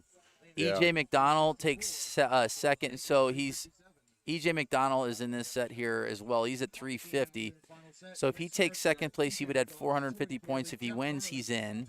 Troy Kelly wins, he's in. If he takes second, this is a huge set right here because slot 2, 3, and 4 can get in with a win and even a second place potentially. Farley with just a little block right.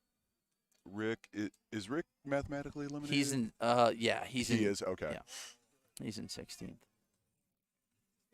So big set here for EJ, Troy, and Jeff. Jeff being the golfer of the group. Looks like Farley, I don't know, he's got a little hobble there. I don't know if it's his calf or something. Calf muscle.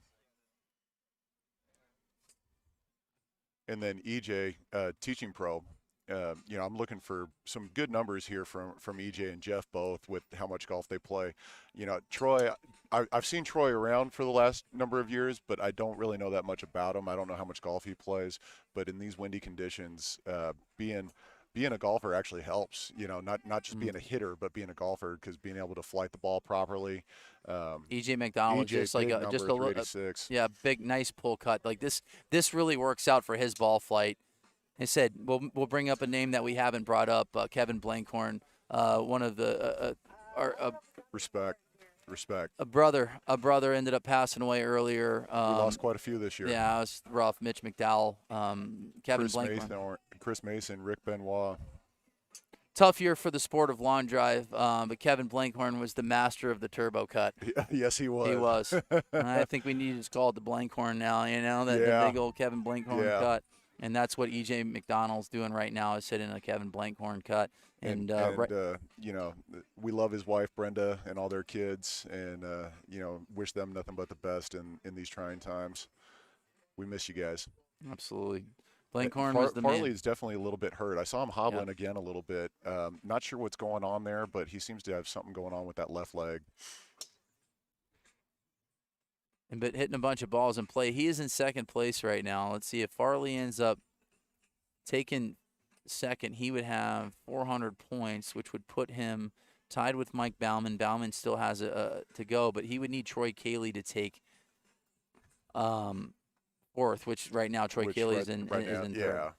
So and Farley has Rick's to win. already hit his last ball, so he's at 349.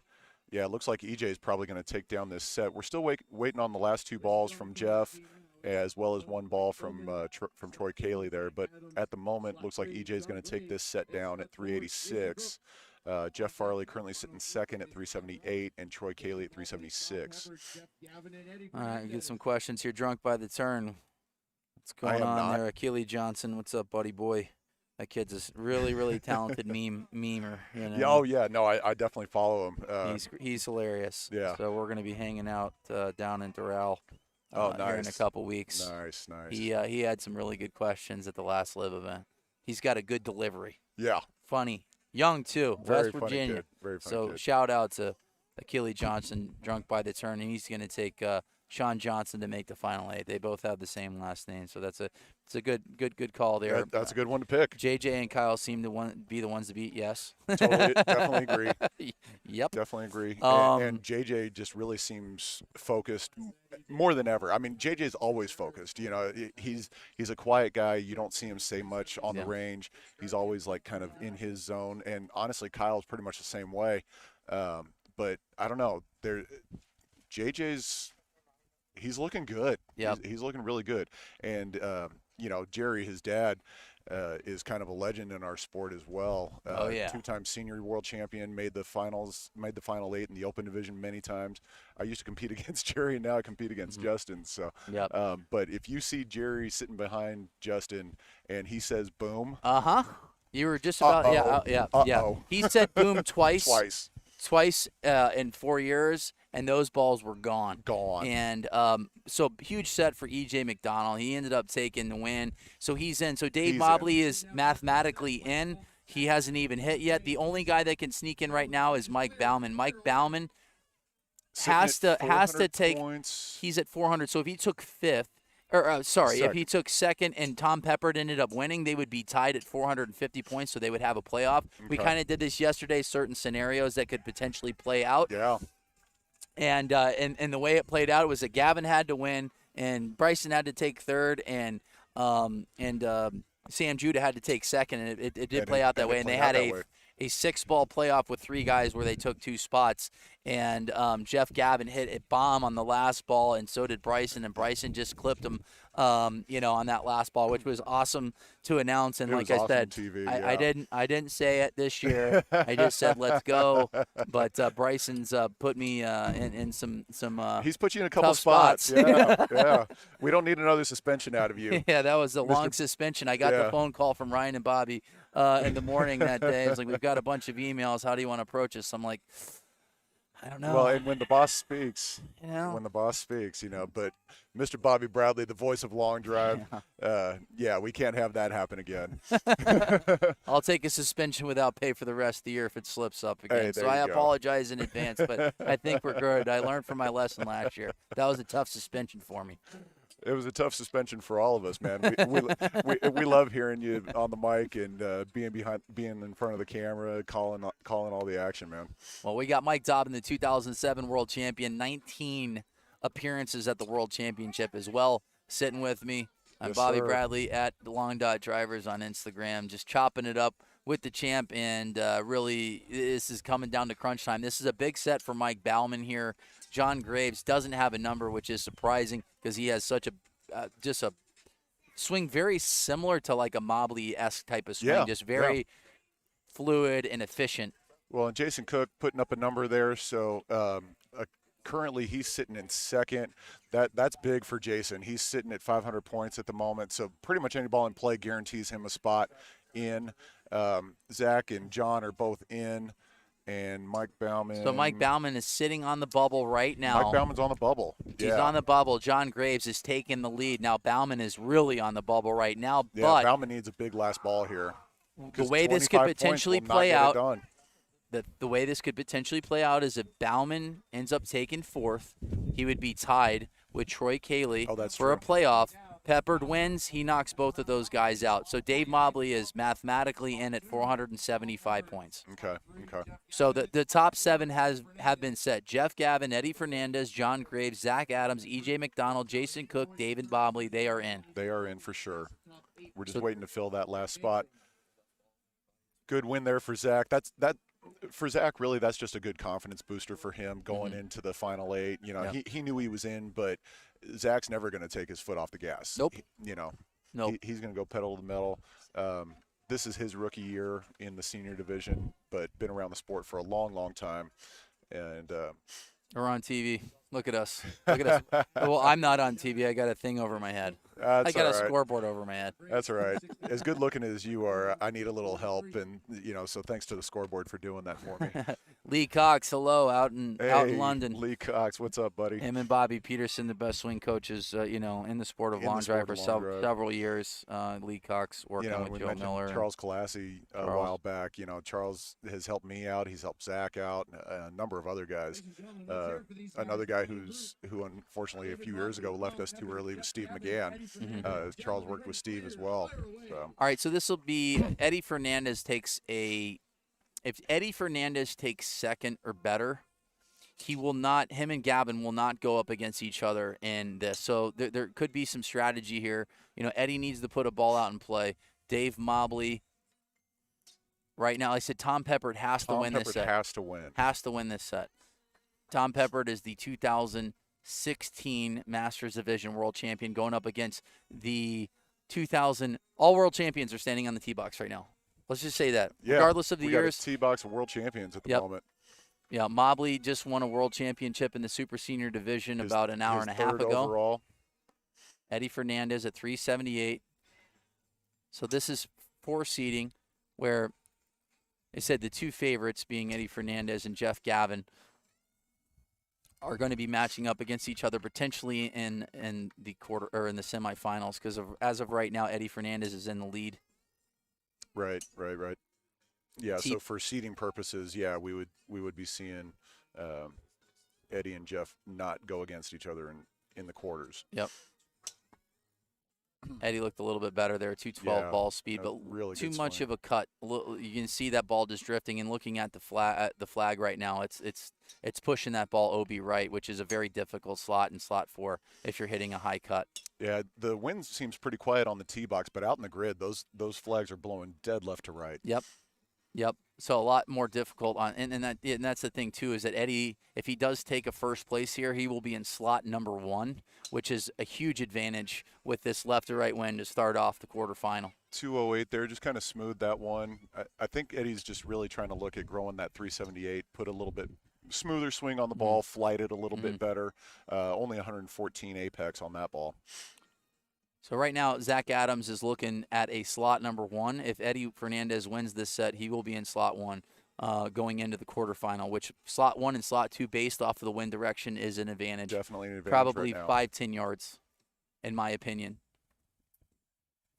Yeah, you can just take it down the left center of the grid and let the wind kind of push it a up little bit. Yep. Yeah, whereas if you're in slot 3 or 4 at the moment, you're having to go just a little bit across to where it makes enough of a difference. So you can just look at Gavin's last ball, 205, hit a nice tight draw, but fighting a crosswind. Yeah.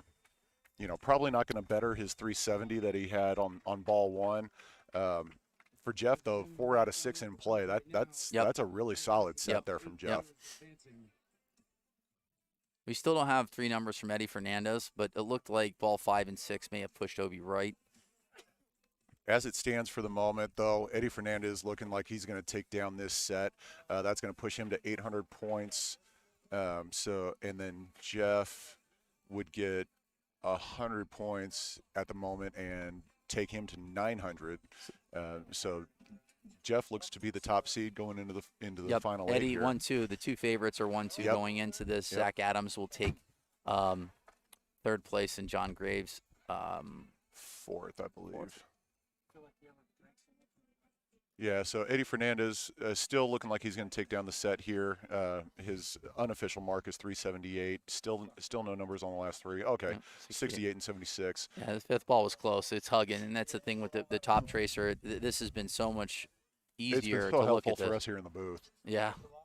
And like you said, when it flirts down that right side, you're just not sure. So Jeff Gavin finishing second, but he's going to end up first overall with 900 points.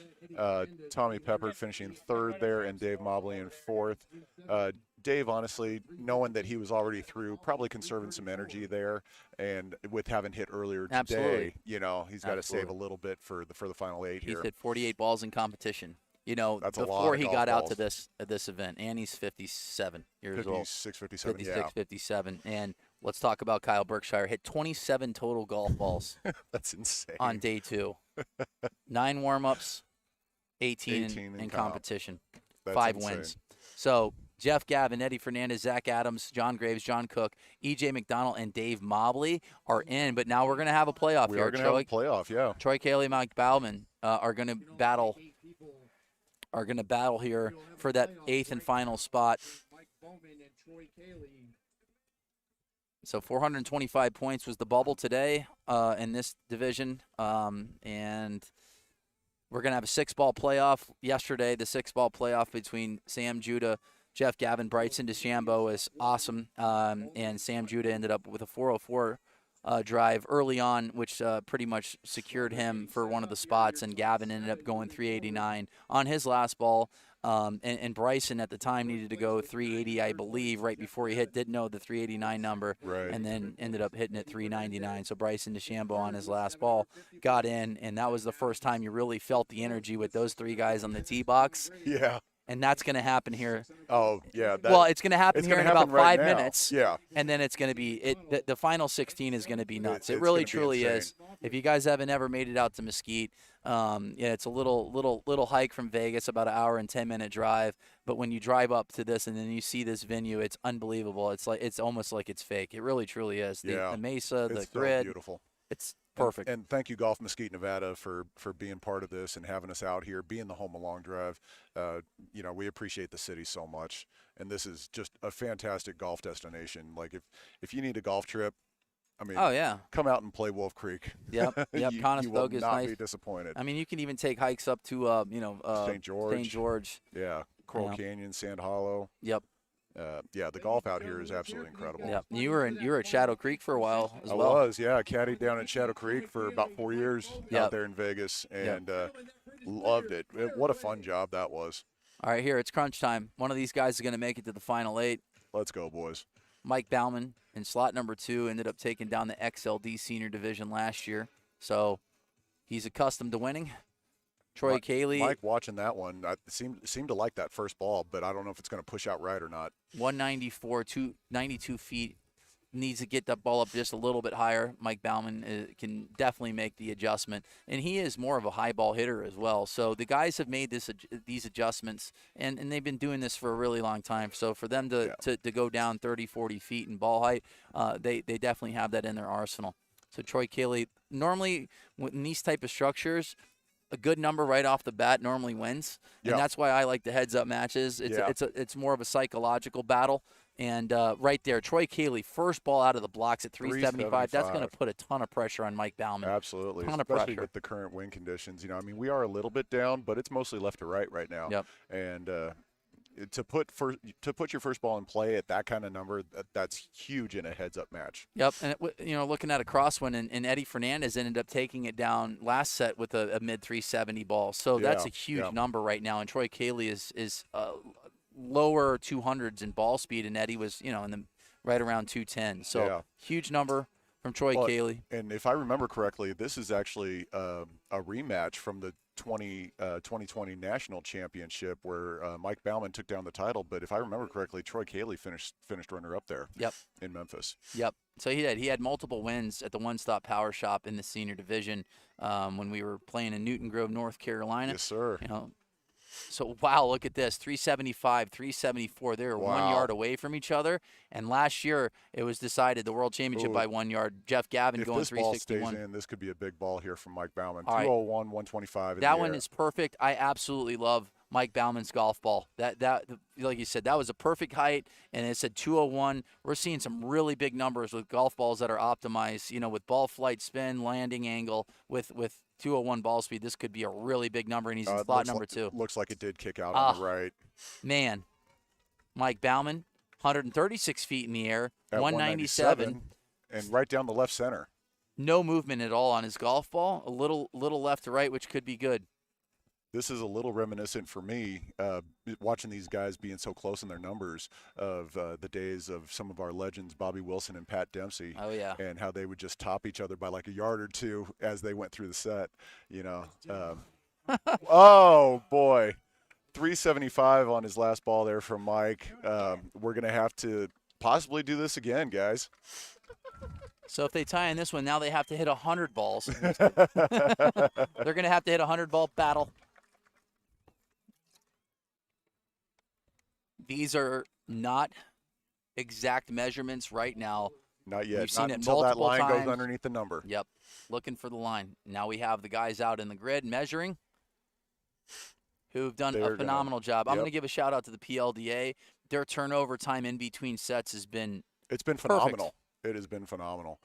And please remember, folks, those of you that are watching, these are volunteers out there in the grid and calling balls on the tee box for us. This is not what they do for a profession. So sometimes, we have a little delay with the measurements and everything, but they do a fantastic job out there. And I mean, they're all part of the sport, but this is not what they do full time. So we appreciate your patience with some of these numbers getting measured out there. I got a smile on my face. Steve Monroe, I'm coming out of retirement. See you guys next year. Nice. The Predator. Boom. Yes, buddy. He awesome ball striker as well. I mean, he's tough as nails. What a golfer. All right, so we're still waiting on the measurements. They're out there walking the grid, making sure they've got the exact right measurement here. I'm looking at the monitor right now. That might be the fly that just flew right into my mouth. That was hilarious. I wish we got that in slow motion. I mean, that thing. The same measurement. We are doing this again. Running it back. Let's go. Hit 150 balls. Who cares? And because of this playoff, they might push back the Open Division just a few minutes. Just a few minutes. So I'd say probably right around 310, 315. More than Open likely. Division. Yeah, give the guys out in the grid and here on the tee box a little bit of a break because as it stands right now, we're about 20 minutes from go time in the Open Division. But with having this, it's gonna take a little bit longer. So they're gonna have another 6-ball set here. So if they planned on winning the World Championships, they're gonna have to hit 10 sets instead of 8. And Dave Mobley will have to hit 16. 16. Ended up winning the Super Senior World Championship. Dave Mobley, Open Division World Champion in 2004, Senior Division Champion in 2011. Was it 11? It was 11, yeah. Oh, it was 11. Yeah, and then same year as Carl Walter won his second title. Yep. And that was when that big storm came in because I remember, I think it was Jamie that had the world or the longest drive like in the finals. I think it was about 417, 418. Correct. And yeah. we're like, man, Carl's going to blow, or whoever wins is going to win him by a mile. And that storm came in so fast, and we barely got it in. I mean, that storm came in maybe 10 minutes after Carl won, and I bet like you couldn't it. I remember, I'll never forget that. Two groups, goes 400. The next group couldn't hit at 360, and then you hit at 320 or 319. Yeah. And 80-yard difference within like 6-7 minutes in Mesquite. So and then it turned around for the finals and actually blew out. And guys were going out the back of the grid at times. Oh, yeah.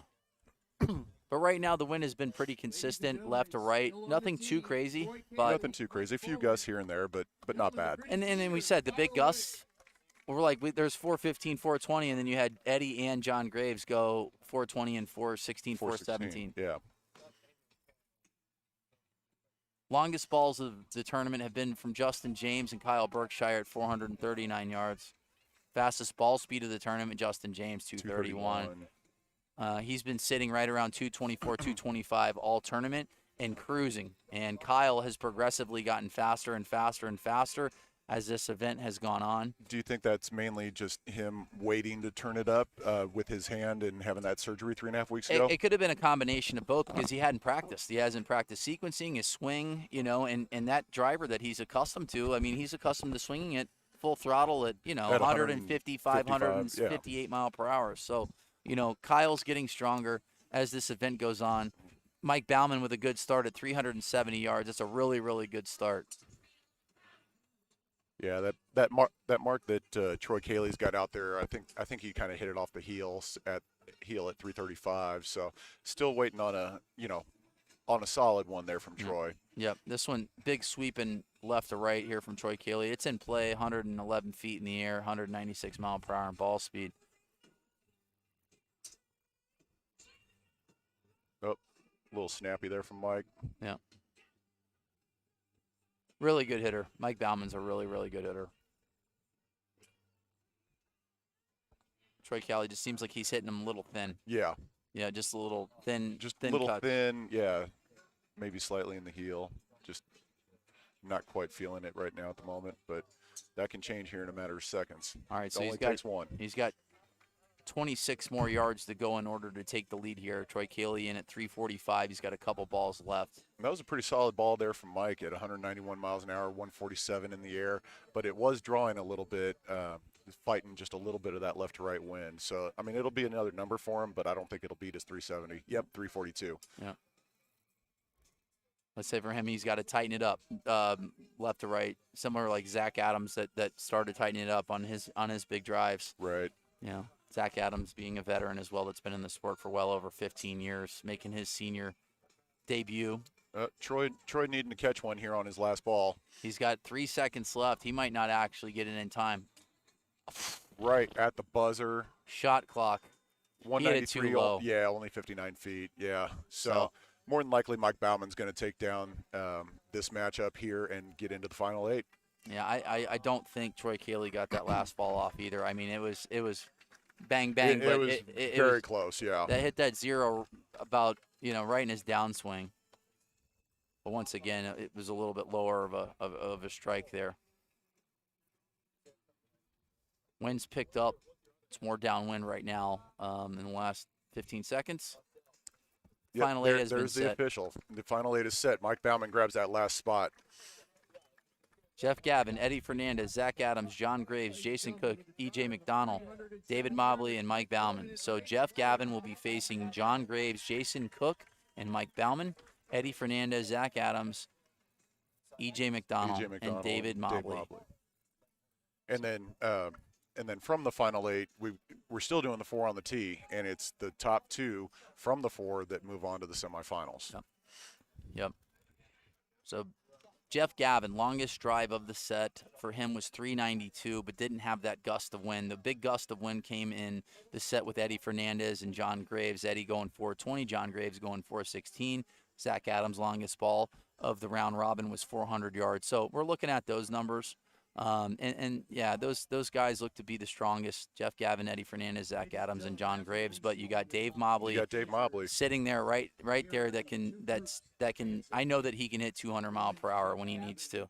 He can, and Dave knows where every single sprinkler head is on this grid. Yes, he does. He can find it. He will find it. He will find it. And we joke about that, but Dave has this way of showing up, and just when the time is needed, he has a way of showing up and just hitting kind of a surprise ball on you, because he's not the fastest. Yep. And he looks like he's taking a nap while he's swinging, but then all of a sudden, boom, and yep. It's 20 past you.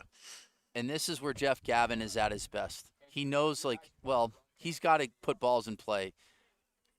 I wouldn't be surprised if the first ball that Gavin hits is about 400 yards. It's straight downwind. Especially right now, yeah. And like I said, if he goes over his first 3, then it starts to tighten up. But, Gavin's always best when his back's against the wall. And like I said, this is single elimination format now. This is something that we've talked about for a year. This is what it's all about. It's crunch time. It's single elimination. 8 guys have a chance to win a world championship. Mike Bauman asking for us to stall. Hey, I said that you guys needed to hit 100 balls in that last set. You need a little break, Mike, after all that? Mike, I mean, that's got to be some tough. Cardio. It doesn't matter how much you practice. You can't simulate that tee box. No. You can't. And I said he's fighting for his life there. Absolutely. And now he's got to do it again. He's got to do it again. So 18 balls is going to in a matter of, what, 15 minutes? Yep, this is going to be quick. Yeah. So that's a lot. Jeff Gavin, John Graves, John Cook, Mike Bauman. And like I said, I'm curious to see that first ball out of Gavin. I wouldn't be surprised with this win. We're looking down the grid. This is straight down win. This is straight down win. We're going to see we're going to see a 400-yard drives. Yeah. And one thing that I'm going to look at here is in slot number 2, John Graves. Very similar ball flight to Jeff Gavin. Hits it high, hits it straight, maybe a little right to left. Gavin's just a smidge faster. Yeah. Just a smidge as of right now, and he's hit a ton of balls between the open and senior division, but he looks locked in. Bobby Ray, what's up, buddy? Bobby Ray, best-looking man in long drive. Gavin. Let's key in on Gavin here in slot number 1. 200 mile per hour OB right for Gavin. 24 balls in play. That was me. Gotta be a mistake. I think I might have the record here. 92 total yards. I was hitting bunts, by the way. It is. I'm gonna take it out of your fine. Ryan giving me a hard time, but I think I did win the entire tournament for the most balls in most play, balls in play, and a round yeah. robin. Actually, I think Sandy Porter at 25. Sandy, wow. Sandy cheated. He said Sandy Porter might have had 25. He threw that last one. That was in a different division. He wasn't going up against guys that were 25 miles per hour faster than him. All right, so first right number now, on the board right now is 368 from Mike Bauman. 390, from John John Graves. just popped up. All right, so we said it again. Gavin, a lot of swings. The first 3 balls are critical. He's No OB numbers on yet. 3. He's going to really have to sit here and focus. Big deep breath from Jeff Gavin. Wendy, of course, back there in the stands, giving him all the support and We advice love that Wendy he Gavin. needs. I mean, this sets up perfect for Gavin, too. This is straight down win. I'm going to see.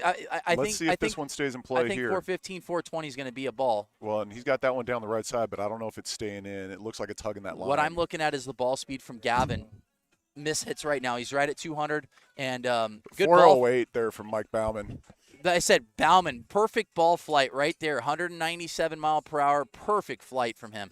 Gavin taking his time. He's got 2 more balls to go, trying to get that ball on top of the tee claw. It just fell off. All right, looking back at the clock, he's got 35 seconds. They had 2 golf balls. Jeff Gavin needs to regroup here. I just want to see Gavin hit this ball, swing as hard as he can right now. I want to see a 208 from him. Well, in play and short doesn't matter at this point. Yep. John Graves is on the bubble right now. Oh, Gavin hits it. Gavin, 207. Sorry, I wanted to see a 208. You got a 207 fighting down the left side, 119 feet. This is more downwind, so he's not fighting that crosswind left to right, not as much. If that ball stays in play. If that ball stays in play, I think it's the longest ball. Gavin was down to his last ball. He was down to his last ball. That was his last ball. Ladies and gentlemen, come to the team. Oh, come on. What are we doing here? This one was fighting down the left side. Well, and John Gavin's hit looking a back. good one on his last Gavin ball, just too. looked up on body language that he think he hit that last ball and he likes it. Just based off of Jeff Gavin's body I see him language. nodding his head. Gavin looks pretty confident.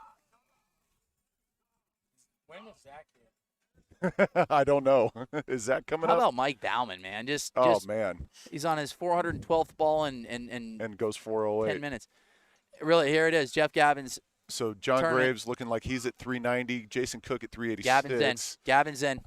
We haven't seen the number, but he just did a fist pump, and that was a big ball. 207 right down. Right 404. So we got Mike Bauman and Jeff Gavin moving on. Okay, I don't know if that was Zach Adams or that was Wendy Gavin that just yelled. I think that was Wendy. I'm thinking that was Wendy.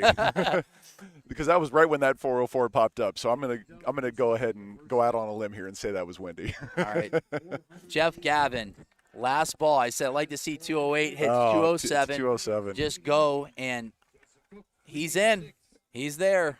Gavin is in the semifinals. So we got 2 spots filled, Jeff Gavin and Mike Bauman. Mike Bauman going 408, Jeff Gavin 404. They are in the semifinals. And then 2 of these gentlemen that are on the tee box right now will be joining them. We've got Eddie Fernandez, which speed-wise, Eddie's the favorite. Zach Adams. Zach will let you know for sure when he catches one. And then we got the 2 guys, who have really played a ton of golf over their careers, E.J. McDonald and Dave Mobley. Eddie being a player himself, chasing that Champions Tour, and nearly qualified for the U.S. Open, from my understanding. Yeah, he ended up, well, he went to stage 2 qualifier and played pretty well, but his second round he played at Spyglass ended up going 4 under, shot of 68. He said the first round he played at Pebble Beach, he blacked out the first 9 holes and then ended up playing pretty well. But all right, so it's crunch time now. This is World Championship time right here. You got Zach Adams, rookie this year, that won in Hobe Sound. In slot number 2, Eddie Fernandez, the 2018 Masters Division World Champion. E.J. McDonald, who hits a great cut here. This is a great grid for him. And Dave Mobley, the 3-time World Champion now in the Open Senior and Super Senior Division, just coming off a Super Senior World title about 2 hours ago. So Dave Mobley, slot number 4. And Dave, Dave comes into this set knowing that he's one of the slower guys ball speed wise, so he's just going to try to pepper this grid, get there one running, just smoothie right down the smoothie middle. At 186, 155 feet in the air. But Dave's going to try to pick this grid apart. He knows the hot spots, and he's going to try to get one running. We're going to key into Eddie Fernandez in slot number 1, 195 ball speed. E.J. McDonald at the moment in the lead with 370. Eddie with the smoothie at 204. He did a smoothie at 204, and that was his game plan right there. He hit just a mid to low ball cut, not much movement, 52 feet left to right. That's running back to the middle of the grid. Now you're going to start to see Eddie step on the gas. He has to, he has to at this point. 204. He's got a ball in play. 379 there from Zach Adams, unofficially taking the lead. Eddie must have hit this one high in the face at 195 mile per hour. 395, Eddie Fernandez, like I said, just a mid-cut, just perfect. It was a smoothie at 204. You got to love Zach, right?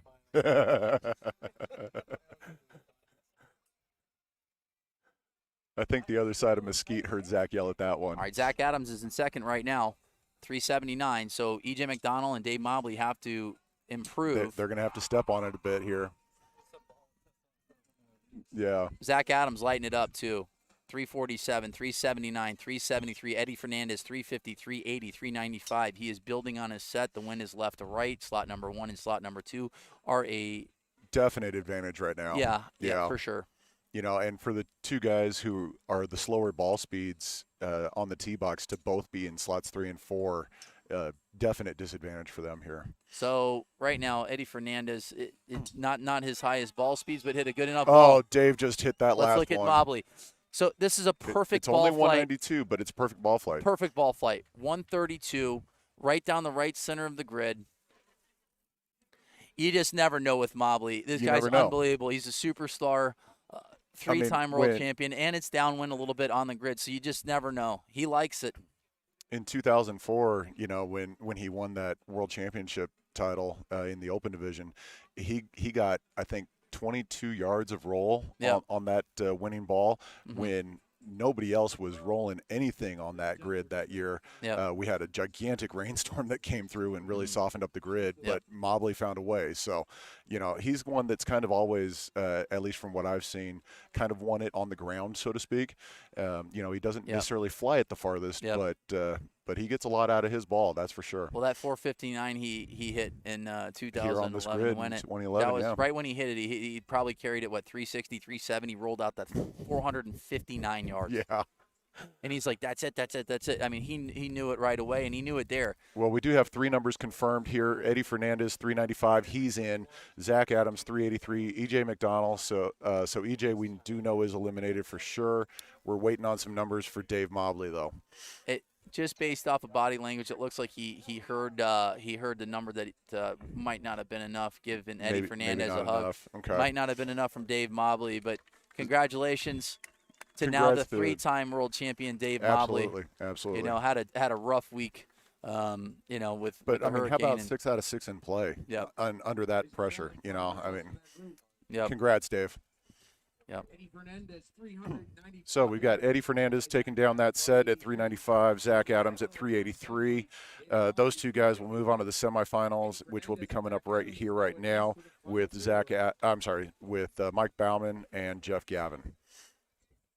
How about Bauman, man? Just get the last ball too in the playoff there to tie to do another set. He's hit a lot of balls. I mean, that definitely takes a toll on you. I don't care what kind of shape you're in.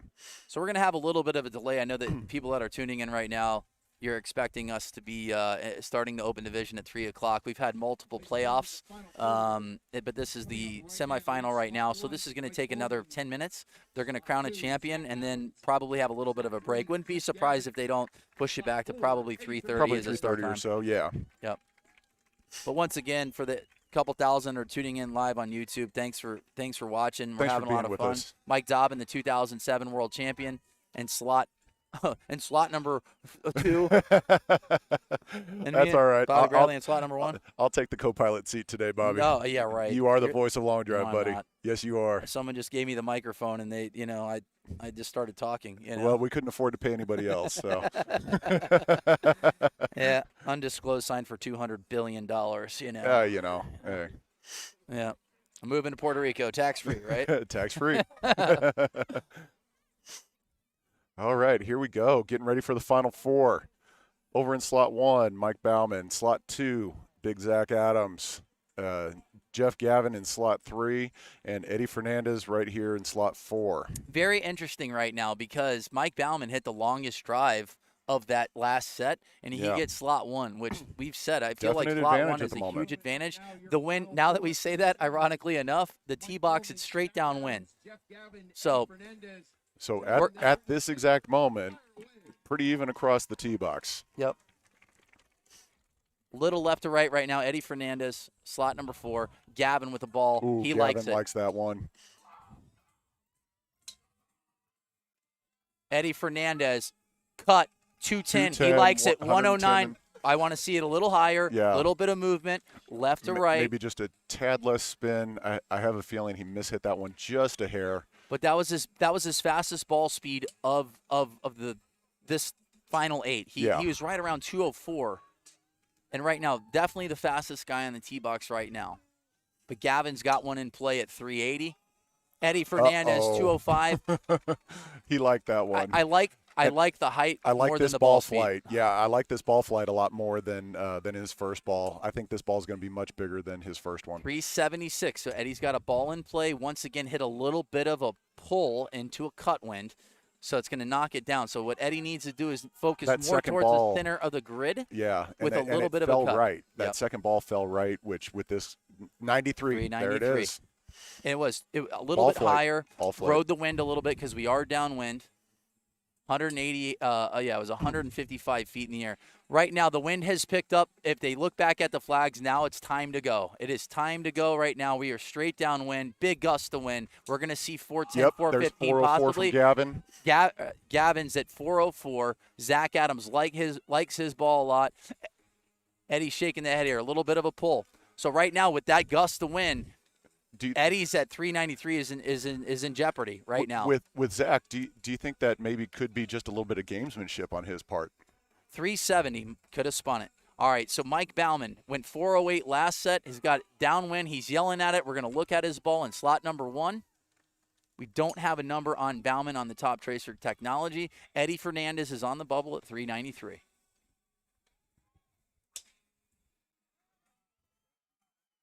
$214, 118. Putty, middle. Good night, nurse. That's an Art Sellinger. Art, thank you for this opportunity. I know, I wouldn't be in this sport if it wasn't for Art, but I always loved it when he goes, good night, nurse. He said that with Tim Burke. Eddie Fernandez has got 9 seconds left on the clock. Really like ball number 5 from Eddie Fernandez. Yeah, I remember that call from Art in 2013 when Timmy won it at the Vegas Motor Speedway. Mike Bauman, 391, knocking on the doorstep. Wow. What a set. This is what you want to see. Guys. This is what you want to see right here. Eddie Fernandez and Jeff Gavin, the two baddest dudes in the senior division. Eddie's last ball kicked out. The 5th ball that he hit was 394. 394. So he definitely had the highest ball speed, but Jeff Gavin is getting the most out of that golf ball. And he is. He is unbelievable, man. 404 there from Jeff Gavin. Mike Bauman is confirmed at 391. Eddie Fernandez unofficially 394. Zach Adams. So as it stands, we're still waiting for confirmation on Eddie. There it is, 394. So the two favorites are in the finals. Yep. Yep, could have called that one from a mile away. You know, and like you said, no offense to the other competitors Oh, because no, these guys are the no. baddest dudes on the planet, but Eddie Fernandez and Jeff Gavin are significantly faster. They are. And they've been They are. proving it all day. And literally, Jeff Gavin was one ball away from making it to the round of 16 in the Open Division. And Bryson DeChambeau on that last ball got him. But here you go. But congratulations to Mike Bauman and Zach Adams. Absolutely. Phenomenal tournament, guys. Absolutely. And here it is. This is what we wanted. Let's paint the picture. We are live at the home of Long Drive in Mesquite, Nevada for the 2022 PLDA Senior Division World Championships. Eddie Fernandez, the 2018 World Champion. Jeff Gavin, the 2014 and 2021. The defending world champion. Here it is. Here we go. This is your. We're in the Vegas area, so this is your title fight right here. This is the two baddest dudes on the planet in the senior division. I'll give them the full name: Edward Michael Joseph, William Bartholomew, Rancho Sanchez Vicario, Conchita Martinez, Fernandez in slot number 1, Jeff Gavin in slot 2, the pride of Canada, a man who drinks Tim Hortons every single day, and I'm extremely jealous. Mike Dobbin in the booth here, 2007 world champ. Yeah, Victor Johansson. Victor Johansson won in 2000, which we used to be about the same size, but I'm sure Victor probably has me by about 30 pounds now. Big arms. God, what a monster. Yep. All right. And you know what? I like the fact that it's in slot 1 and slot 2. Absolutely. This is great. This is going to be a show. This is what we've been waiting for. Ladies and gentlemen, up now. If Gavin catches that first one like he just did in that last set and goes 4+, what do you think that does to Eddie here? Well, Eddie Fernandez just went 214 on that last ball. You're going to see him go full throttle. Well, absolutely. This is what he's been training for, the last 4 or 5 months is for this moment right here. Jeff Gavin, Eddie Fernandez for the World Championship. I mean, ball speed is ball speed, but when you put a big number on the board and you're making the other guy chase. Eddie Fernandez 208 right down the middle. Right out the gate. Little low. As they said, we're being hypercritical right now. A 51-year-old man just went 208 miles per hour in a world championship. In a world championship. In the finals. In the finals. This is for all the marbles. This is for the belt. Will Gavin get title number 3? Will Eddie get title number 2? Yeah. Either way, multiple world champion. 405, good number for Eddie Fernandez. Great start there for Eddie Fernandez. If he hits that ball another 30 feet in the air, it's probably 430. Oof. And we have a little bit of a wind, not much, straight down wind right now. 405 is a huge number, but Jeff Gavin can 100% get it. Eddie Fernandez, 211. 211, ball, the height, 154 feet. He cuts it right across the center of the grid. This is ideal. This is going to be a big number. That is ideal. That's the ball flight that you want to hit in slot number 1. And it's significantly faster. It's 3 mile per hour faster. We don't have the wind that we had a little earlier, but that's going to be a big number. Jeff Gavin, slot 2. Gavin OB through 3. Said if anybody can get 405, it's Jeff Gavin. I mean, he went 404. 204, 132. 204, Love 132 in the air. Eddie's stepping it up to 411 there on that second ball. 212, 120. Eddie Fernandez fighting down the left side of the grid, the hot side of the grid. That's this tournament. That's the hotter side, yeah. I really am glad that these guys are hitting in slot number 1 and 2 here for the World Championship. Oh, this is phenomenal. Jeff Gavin, OB left. This one might be in play. OB left on the 4th ball. OB on the 4th, yeah. This one might be in play here. Jeff didn't really like it that much, though. It's a ball in play for him, but I don't think he liked it very much. Let's paint the picture. Jeff Gavin is down to his last ball. He has to advance with a 412 to win the World Championship. Let's go, boys. Will Eddie Fernandez be? Gavin likes it, but it's 198 and 158. What a show, boys. What a show. We're going to wait for the final ball. Jeff Gavin's 6 ball is in play, but with those numbers, it looks like Eddie Fernandez is going to take this, but let's see. Waiting on that final number there from Jeff. Eddie Fernandez is going to win the World Championship. The guy with the longest name in the history of sports, Edward Michael Joseph, William Bartholomew, Arantxa Sanchez Vicario, Conchita Martinez, Fernandez, you are the 2022 PLDA Masters World Champ. Congratulations, Eddie. 2-time world champion. He got faster as the set went on. You really saw him in the quarterfinals kind of trying to put a good ball in play. He knew with his ball speed at 204, 205, that would be plenty to win to get into the semifinal. And that's when you saw a 214 ball in the started seeing him step it up. Yep. Yeah, So, and I mean, what a set there from Eddie in the finals. 4 balls strategy in play. worked. there you go. Let's talk about that. I'm lucky I had half a Gavin. We talked earlier. I mean, I told him this morning he's such an inspiration. I mean, watching him yesterday, taking Bryson all the way to the end. I mean, he pushes me. I said, you're the best. I mean, he pushes me in this division to the brink. And we've got a lot more guys coming in this division next year, and it's gotta win them now. So, but hats off to Jeff. He's a stud. We've always had battles, right? He beat me on this grid in March, and I kind of owed him one. But it's funny, I finished second on this grid like 3 or 4 times, and finally got it. Congratulations, Eddie. You deserve it. I noticed that your ball speeds were, I think, all over 210 miles per hour this last set. 3 or 4 of the balls in play. You only hit 5. You left 1 on the tee box, right? I could see just from the way you were moving, you were feeling it. I mean, tell me, what's that like being on the tee box and just being in the zone? That's the best I hit it all week, and that's what you want. That's what you want. That's what you want. That's what I was gunning for. I was kind of, not taking it easy, but just it seemed like the ball at 210, 212, 208 was performing better. I hammered, a few of them at, mid 2-teens, and they weren't going as far. So it's just like I took a little bit stronger shaft and flighted it a little bit better, and 411. So even though the fifth one, I couldn't hit that any better. I mean, I hit it a little higher, but it just didn't go as far as 411. So I kind of figured that out today. Well, that was an amazing performance. I think that the audience owes you another round of applause because that's what you did. Performed at a super high level against a consummate professional, Jeff Gavin, another world champion. At one point, there were 4 world champions on the tee box. And David Mobley, I mean, congrats to him, super senior. He's a legend, man. I was calling his set this morning, and he's the man. There's so many legends in this sport. I'm so glad you guys brought the 55 and older group, and I just kind of want to see where I'm going to be in another 4 years with those guys. So, but yeah, it's awesome. Well, once again, thank you. Here's your belt. You deserve another belt. This is Eddie's 2nd world championship. Eddie, congratulations in Connecticut. When I saw you up there, you were hitting the ball good, and you obviously worked on it and got a little bit better here. Came together here at the end. So congratulations on another win. Couldn't have had a better champion here for the senior division. And this is why we keep the senior division and added the super senior divisions. Old guys can still bring it, right? So it's pretty exciting, and I'm glad you were able to come out on top here and put up a big number there. That was a hard fight battle between all of you, but congratulations. Thank you, Bobby. 3rd win in a row. Much. Shout out to T-Claw, Tornado T, my sponsors, Clear Golf, TPT. Just thank you guys so much for all your support, and my wife, Eileen, and my kids. So hi to everyone at home.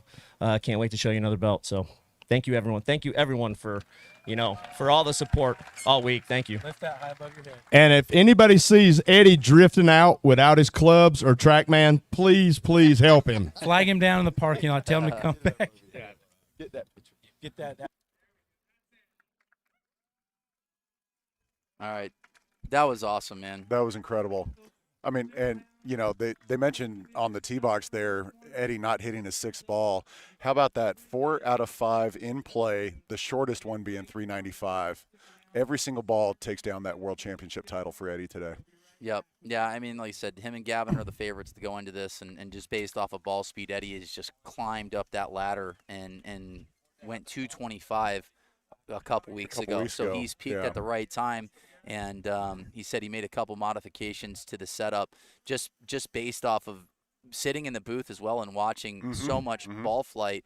And he said that, the faster ball speeds weren't going as far. Producing the longest balls for him, yeah. Yep. And but yeah, he stepped on the gas in the semifinals and finals and ended up winning his 2nd world title. And once again, Jeff Gavin, the guy's unbelievable. He's so much fun to watch hit a golf ball. He's just unbelievable competitor. Yeah. And Here we go. We got 16 more guys to go. Open division. We're going to see a lot of speed. Let's go. We're We are going to see a lot of speed. Kyle yeah. Berkshire, Justin James, the favorites, to be back on that tee box again, heads up for a world championship. But Bryson DeChambeau's still in it. And don't sleep on Will Hogue either. Yes. His ball flight this week has been phenomenal. Yep. I know he's not one of the fastest guys in this 16, but do not sleep on Will Hogue. I really like his ball flight for these conditions. And he knows how to win. He knows how to close. And in 2018, I think he's won a few things. He won everything in 2018 besides the World Championships. Yep. And he's gone to that D10 setup where it's a super soft setup shaft,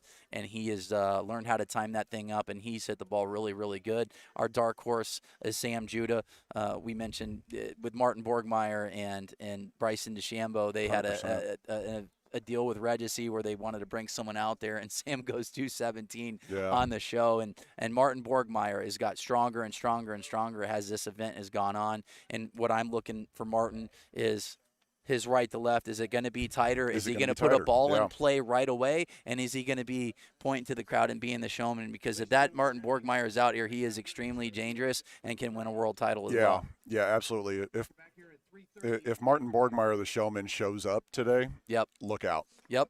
He could be standing on that tee box as world champion. So if you guys are tuning in right now, we're going to take an 18-minute break. We will be live at 3:30 Pacific Standard Time. For the top 16, someone is going to be crowned a world champion in less than 2 hours. Less than 2 hours, yeah. Let's go grab a little food and be back here in about 15 minutes. All right. As the late, great Dick Sanford always said, good night, God bless, drive home safely. Eddie Fernandez.